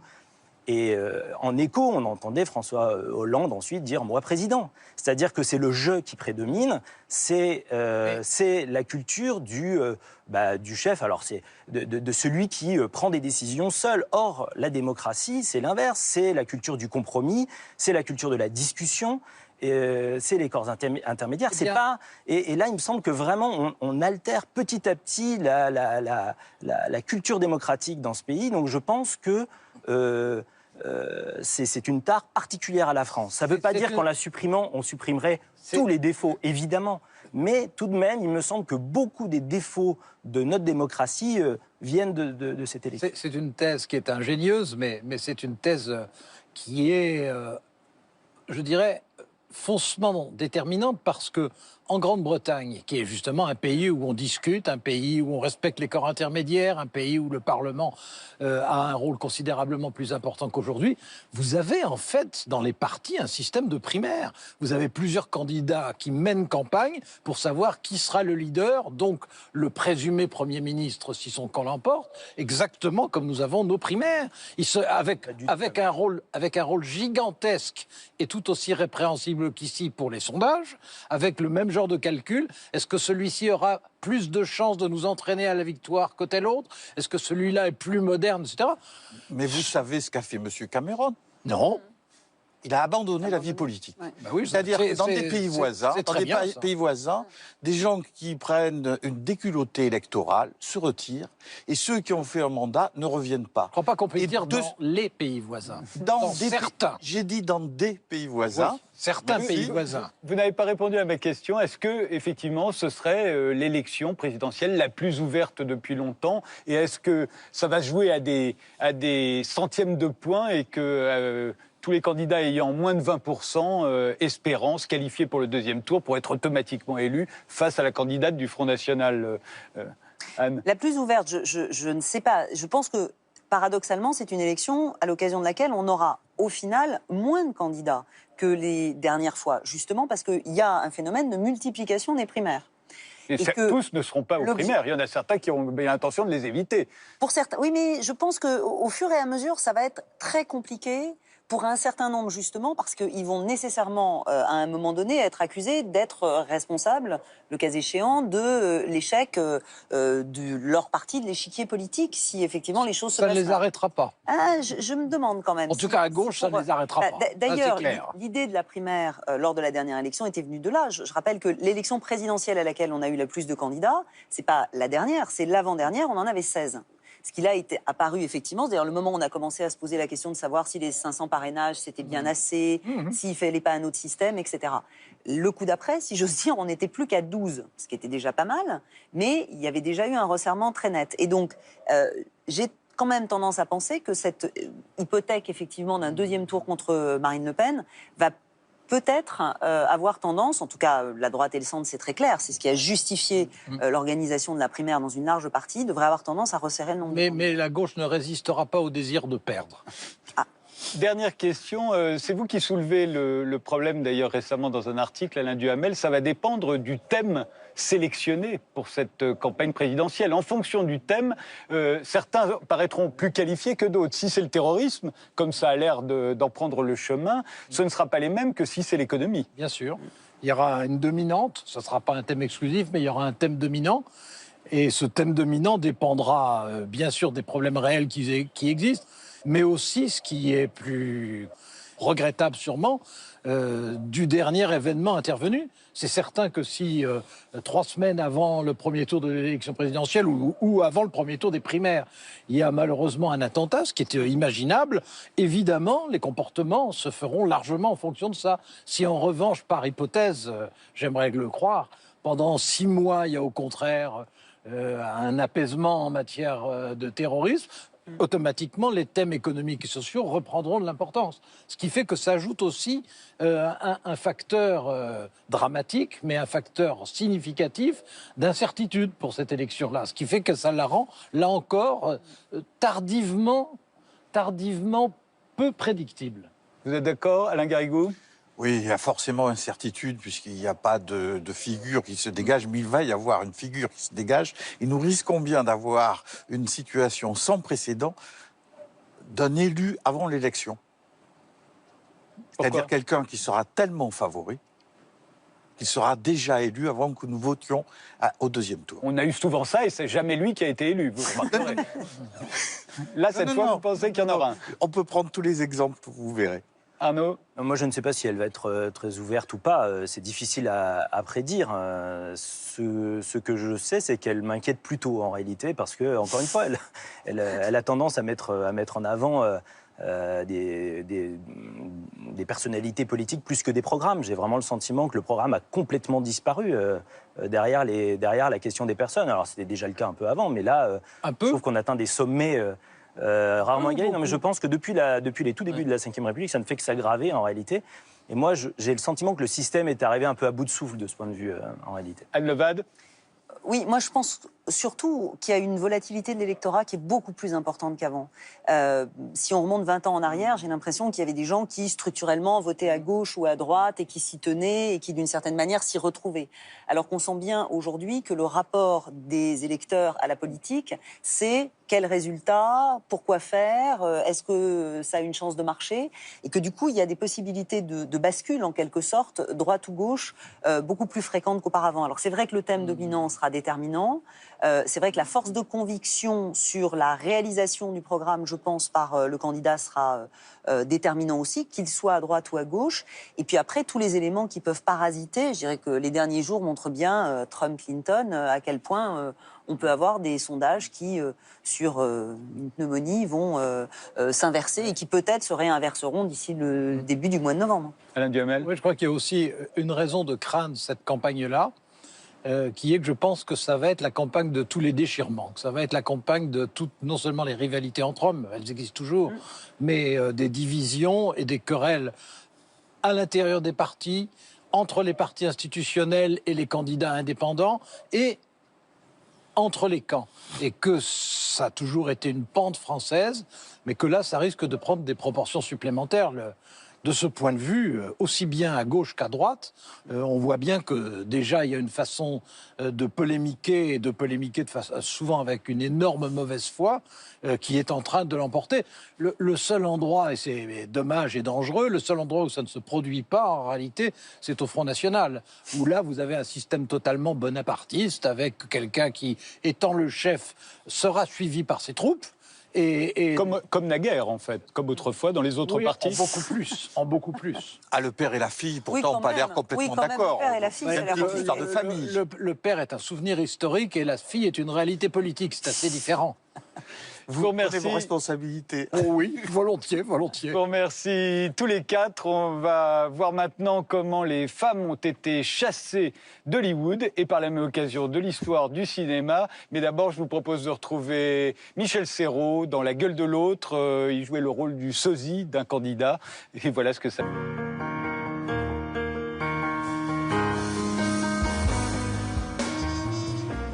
Julia et Clara Kuperberg, vous êtes les réalisatrices d'un Documentaire tout à fait étonnant. Et la femme créée à Hollywood. Ce film a été présenté pour la première fois au dernier festival de Cannes. Il vient d'être présenté au Festival du cinéma américain de Deauville. Il le sera au Festival Lumière à Lyon le 12 octobre. Alors qu'est-ce qu'il raconte ce documentaire? Mais une histoire tout à fait fascinante qui ne figure dans aucune histoire du cinéma, à savoir qu'avant 1925, la moitié des films tournés à Hollywood, dites-vous, l'étaient par des femmes. Exactement. Avant 1925, il y avait une centaine de femmes qui étaient réalisatrices, scénaristes, productrices, patronnes de studios qui exerçaient à Hollywood.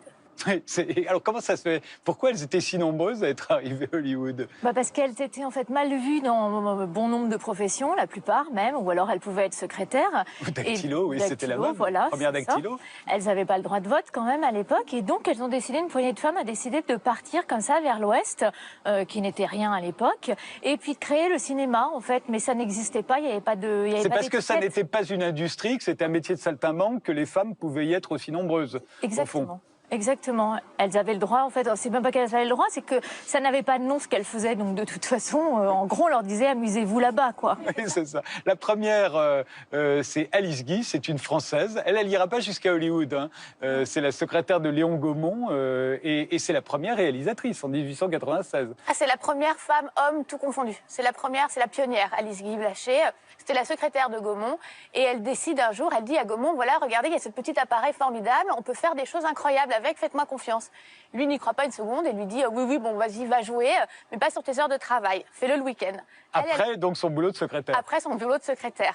Et elle fait en 1896 le premier film narratif, La Fée aux choux.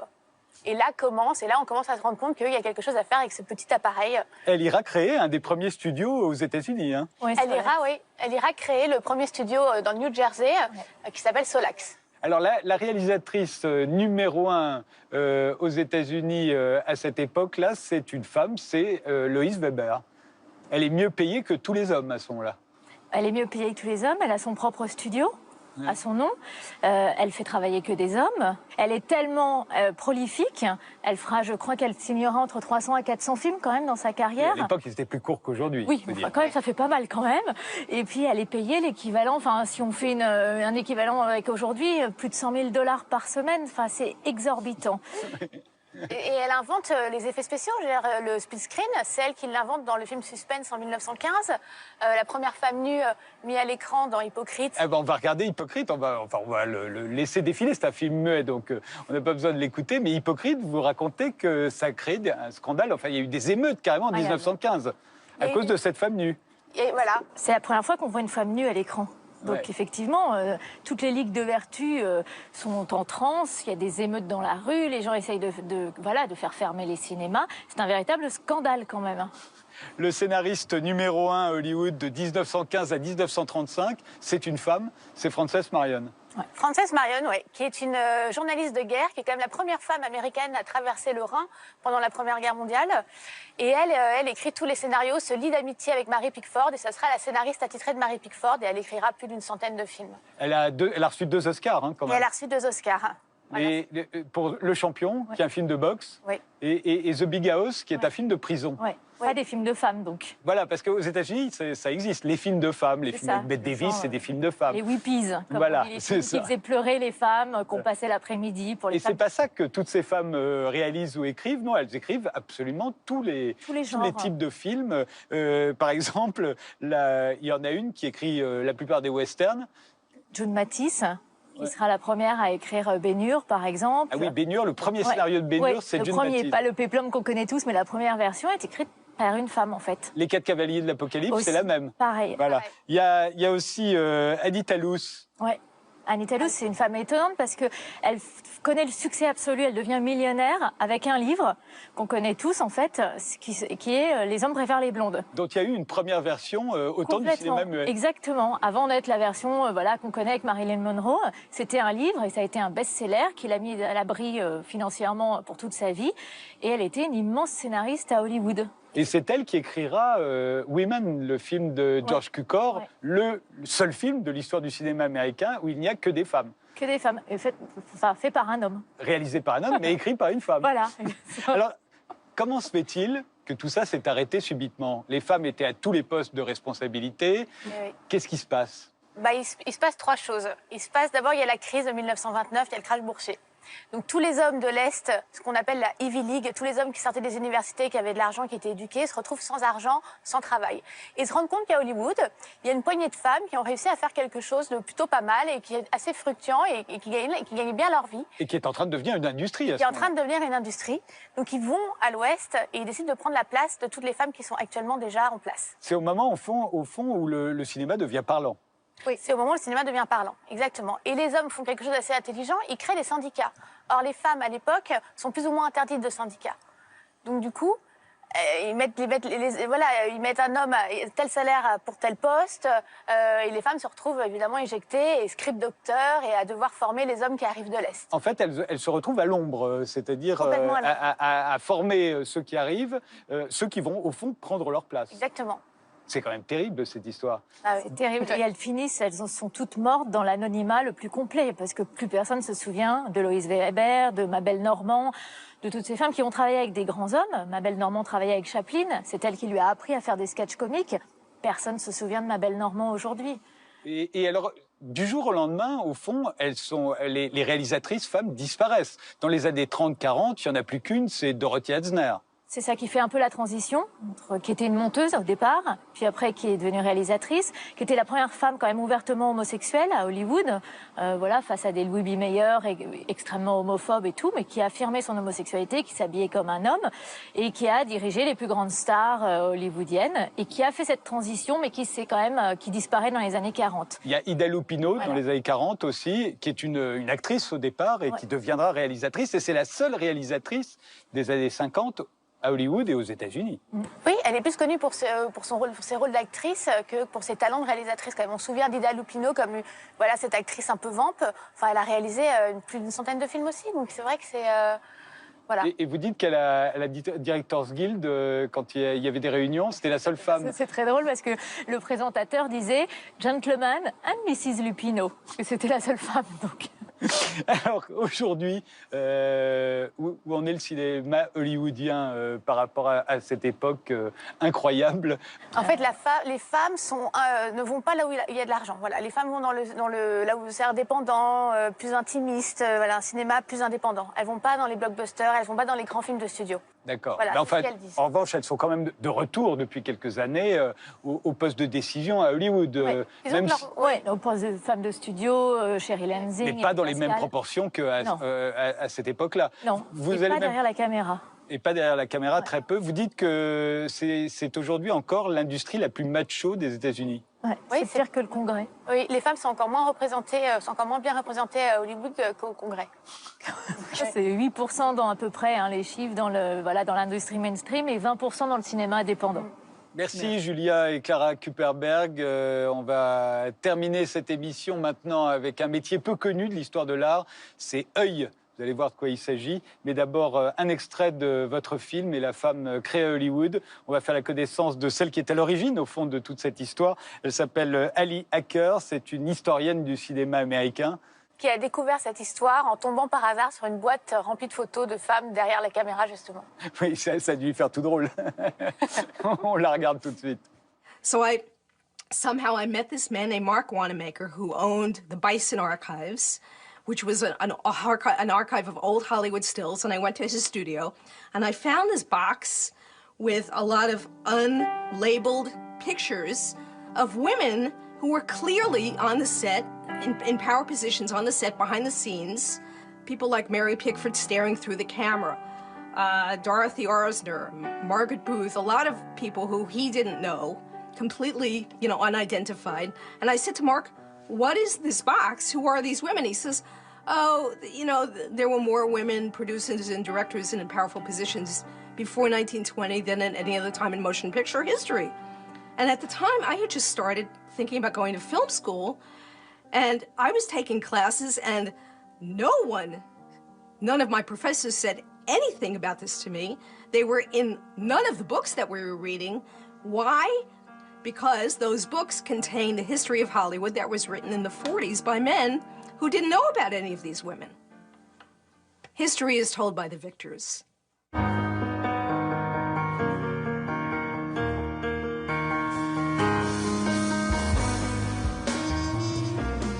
Philippe Costamagna, vous faites un métier peu connu, mais dont l'importance est considérable dans l'histoire de la peinture. Vous êtes un œil. Alors on sait ce que c'est qu'un nez, notamment dans les métiers de la parfumerie, mais qu'est-ce que c'est un œil ?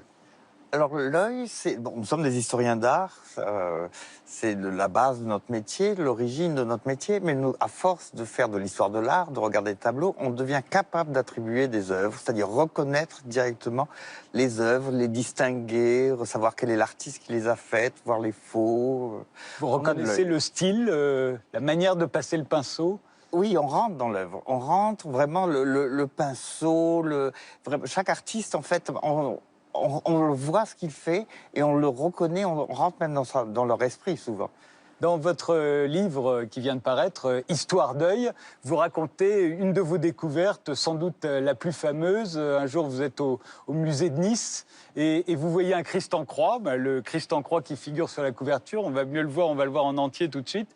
Et ce Christ en croix, qui normalement n'était pas du tout à sa place, n'était pas dans les bonnes collections, on ne savait pas qui c'était, qui l'avait fait, et vous le reconnaissez tout de suite. Oui, alors c'est l'origine de ce livre, ce Christ, il faut le dire, et parce que c'est un tableau donc de Bronzino, mais surtout, en fait, j'étais avec un ami, Carlo Falciani, on était au musée de Nice, et il y a quelques tableaux anciens, des dépôts du Louvre et des tableaux donnés par des collectionneurs niçois, et on traverse cette grande galerie où il y a beaucoup de portraits académiques ou des portraits mondains, des tableaux académiques, des tableaux de la peinture pompier. Et au bout de cette galerie, il y a ce tableau. Et il y avait un rayon de soleil, ce qui était absolument pas conseillé pour les peintures, qui tombait sur les doigts de pied.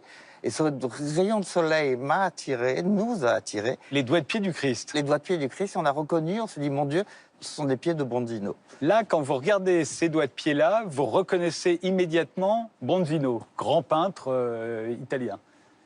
En fait, c'est vraiment la façon de peindre les pieds, de dessiner les ongles des doigts de pied. Mais si vous regardez même le détail, voilà, la manière de peindre le bois, c'est Bronzino. Mais pourtant, il y a d'autres Christ de Bronzino. Hein. On va en regarder un autre et on va tâcher de regarder ses pieds. J'imagine, voilà, ce Bronzino, où est-ce qu'il se trouve, dans quel musée ? À Besançon. À Besançon. De Besançon. On va regarder plus particulièrement ses pieds. Est-ce que les orteils correspondent ? Absolument. Absolument, même la manière de peindre la chair aussi, de peindre les doigts. Bon, on a vu que les doigts de pied du Christ de Nice, mais toute la manière de peindre les draperies, c'est Bronzino. On voit ça, c'est un tableau du XVIe siècle, c'est un tableau florentin. Il ne peut être que florentin, il ne peut pas être romain, il ne peut pas être vénitien. Ah oui, ça vous voyez tout ça, vous ? Tout de suite. Même par les couleurs, c'est vraiment les couleurs du maniérisme florentin. Et donc même ce tableau qui était au milieu de peinture du XIXe siècle, ne pouvait être que florentin du XVIe siècle. Et ne pouvait être que de Bronzino. J'imagine que dans votre tête, Philippe Costamagna, vous avez une photothèque. En fait, vous avez des milliers de tableaux qui sont classés par vous. Oui, et plus on vieillit, plus on en a. Mais effectivement, c'est un système. Bon, il y a des très grands historiens d'art qui ne sont pas doués d'œil, mais qui ont vraiment une grande science. Et nous, on est aussi des historiens d'art, on établit des théories, évidemment, mais nous avons dans notre cerveau quelque chose qui fait qu'on reconnaît, que les images se déclenchent, et quand on voit cette image, on pense aux autres. Et le fait d'être historien d'art nous permet de comprendre à quel moment de la vie de l'artiste, parce qu'en fait, quand on a vu ce tableau, on a compris que c'était un tableau du XVIe, et on a compris surtout que c'était le Bronzino perdu, parce qu'on savait qu'il y avait un Christ. Alors effectivement, on savait que ce Christ existait, c'est Giorgio Vasari. Dans la biographie des artistes italiens, et donc qui est contemporain de Bronzino, Vasari. Vasari, c'est le premier grand historien d'art. C'est le premier grand historien d'art. Il est en direct au XVIe siècle, il les voit peindre. Il les voit, il décrit. Et en fait, il parle de ce Christ en disant que c'est un Christ peint d'après un corps d'un cadavre. Et donc on imaginait une image surprenante, mais on ne la voyait pas, on ne la connaissait pas. Et quand on a vu, après quand on a levé le regard du pied, on a vu ce Christ qui nous a absolument surpris. Et alors c'était curieusement, enfin par chance, cette découverte a été 5 ans avant la grande exposition consacrée à Bondino à Florence en 2010, et ça a été une révélation pour tous les historiens d'art et pour tous les visiteurs. Et imaginer qu'ils pouvaient faire une image aussi pure, d'une grande dévotion. Il faut savoir que c'est au moment de la réforme de l'Église, de la réforme protestante. Et en fait, c'est une image qui correspondait davantage à la foi protestante qu'à la foi catholique. Il y a un autre tableau dont vous parlez dans Histoire d'œil, c'est un fragment celui-là, c'est un petit ange, on va le voir tout de suite. Celui-ci aussi, on le cherchait depuis très très longtemps, c'est Sylvie Béguin. Qui est mon professeur. Qui est votre professeur. Qui était mon professeur, et ça me touche qu'on en parle.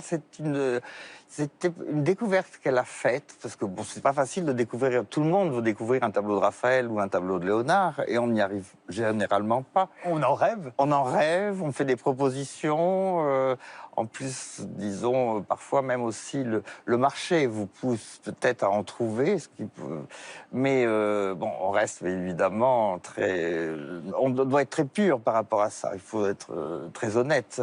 L'histoire de ce Raphaël est très drôle. L'histoire de ce Raphaël était donc quelques années avant la commémoration de la 5e centenaire de la naissance de Raphaël. Donc tous les musées au monde préparaient des expositions Raphaël, et dont le Louvre, et Sylvie Béguin, qui était conservatrice au Louvre, découvre, enfin on lui montre une photo d'un ange complètement repeint, absolument affreux, sur lequel il y avait une signature Pérugin, et c'était enfin à se demander si c'était pas un faux du 19e. Et en fait, elle a compris tout de suite que c'était probablement un fragment d'un grand Raphaël perdu de jeunesse qui a été détruit par un tremblement de terre.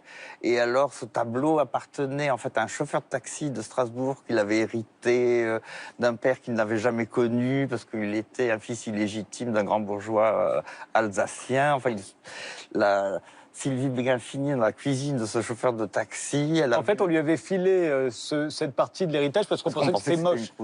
Ça valait rien. Et ça lui a permis, en fait, il y a eu d'avoir... le Louvre a pu récupérer un nouveau tableau de Raphaël l'année de la 5e centenaire de la naissance. Oui, et c'est celui-là.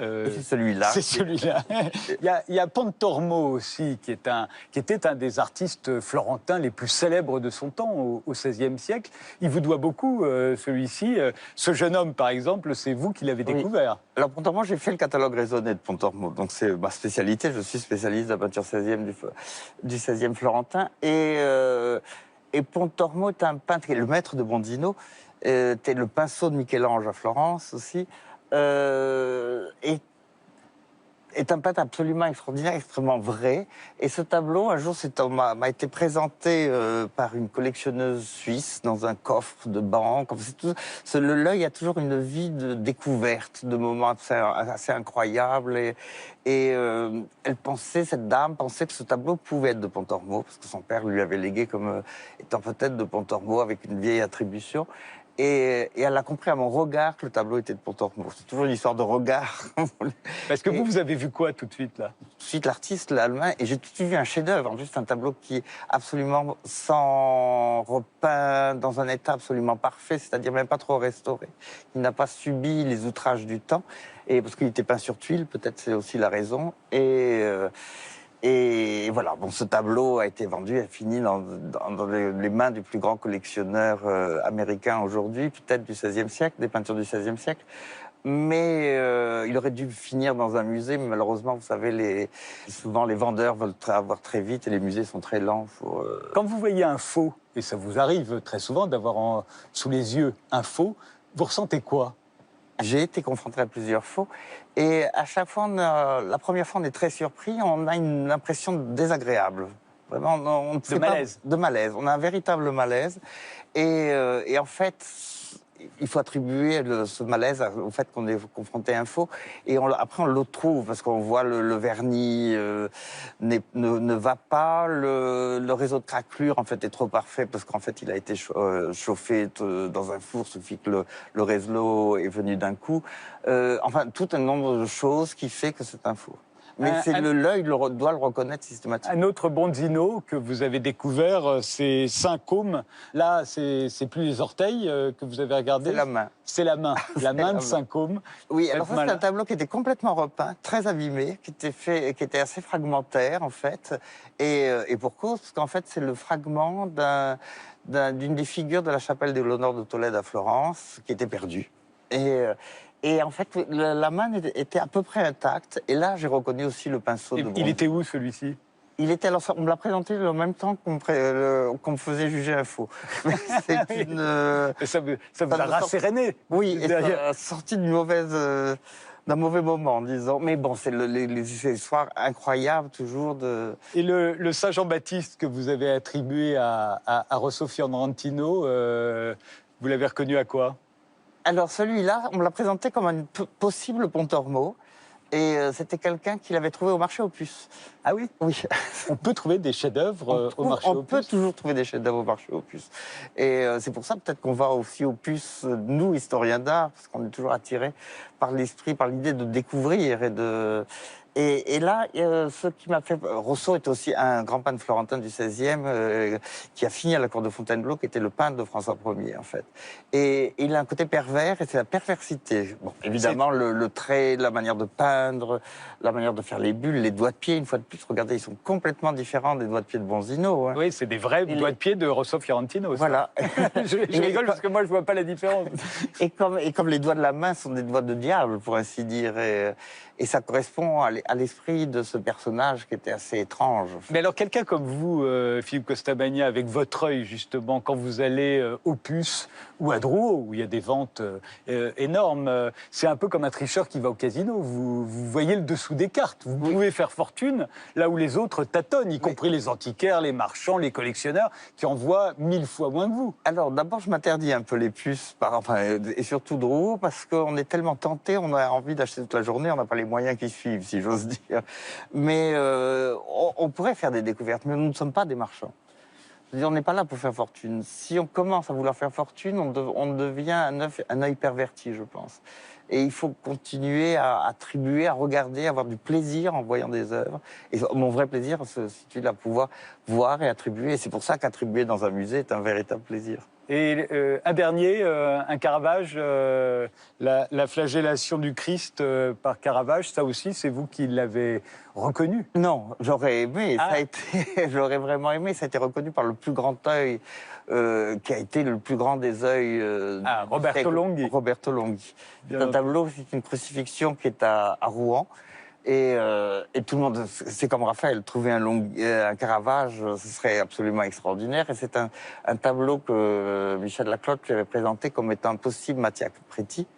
Et il a vu la photographie, je pense qu'il l'a reconnu en voyant la photographie. Ce qui est difficile pourtant, vous le dites, il faut voir l'original. Il faut faire attention, il vaut mieux voir l'original, mais souvent on reconnaît quand même sur photographie. Mais on veut vérifier toujours, parce qu'on ne sait jamais.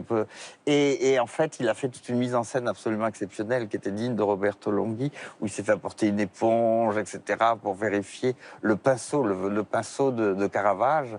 Et bon, effectivement, c'est un Caravage, c'est un chef-d'œuvre des musées français. Où est-ce qu'on peut encore trouver des chefs-d'œuvre, Philippe Costabagna? Alors, les puces, vous l'avez dit, Drouot, mais où? Et aussi les propriétés, les châteaux, parce que souvent, c'est les collectionneurs de tous les siècles, du XVIIe siècle. Les châteaux anglais, vous dites dans les châteaux anglais, il y en a plein. Les gens ne savent pas ce qu'ils ont, en fait. Ils savent, ils ont des grandes collections. Mais ils ne savent pas forcément avec le temps, peut-être des tableaux qui étaient de Pontormo ou de Caravage deviennent d'autres artistes. Et souvent, ils ne sont pas répertoriés, on ne peut pas photographier toutes les œuvres. Dans les églises et les couvents, il y en a toujours? Il y en a dans les églises. En Italie, notamment? Bien sûr, mais on fait toujours des découvertes. Il y en a aussi dans les mansions américaines. À Newport, vous allez dans ces grandes maisons 1880, où il y a des tableaux anciens dans les murs. Vous avez ça dans les palais des Maharajas en Inde. Il y a souvent des découvertes à faire dans les réserves des musées de l'ex-Union soviétique. Enfin, parce que tout ça, vous savez, au 19e siècle, tout le monde collectionnait, tout le monde achetait. Et puis après, les aléas de l'histoire ont fait que c'est rentré dans des musées, que ça a été caché, difficile d'accès. on peut faire des découvertes. Heureusement pour les jeunes d'ailleurs. Merci Philippe Costamagna d'avoir participé à cette première émission d'hier, aujourd'hui, demain. On se retrouve dans un mois, le 19 octobre, pour le 2e numéro.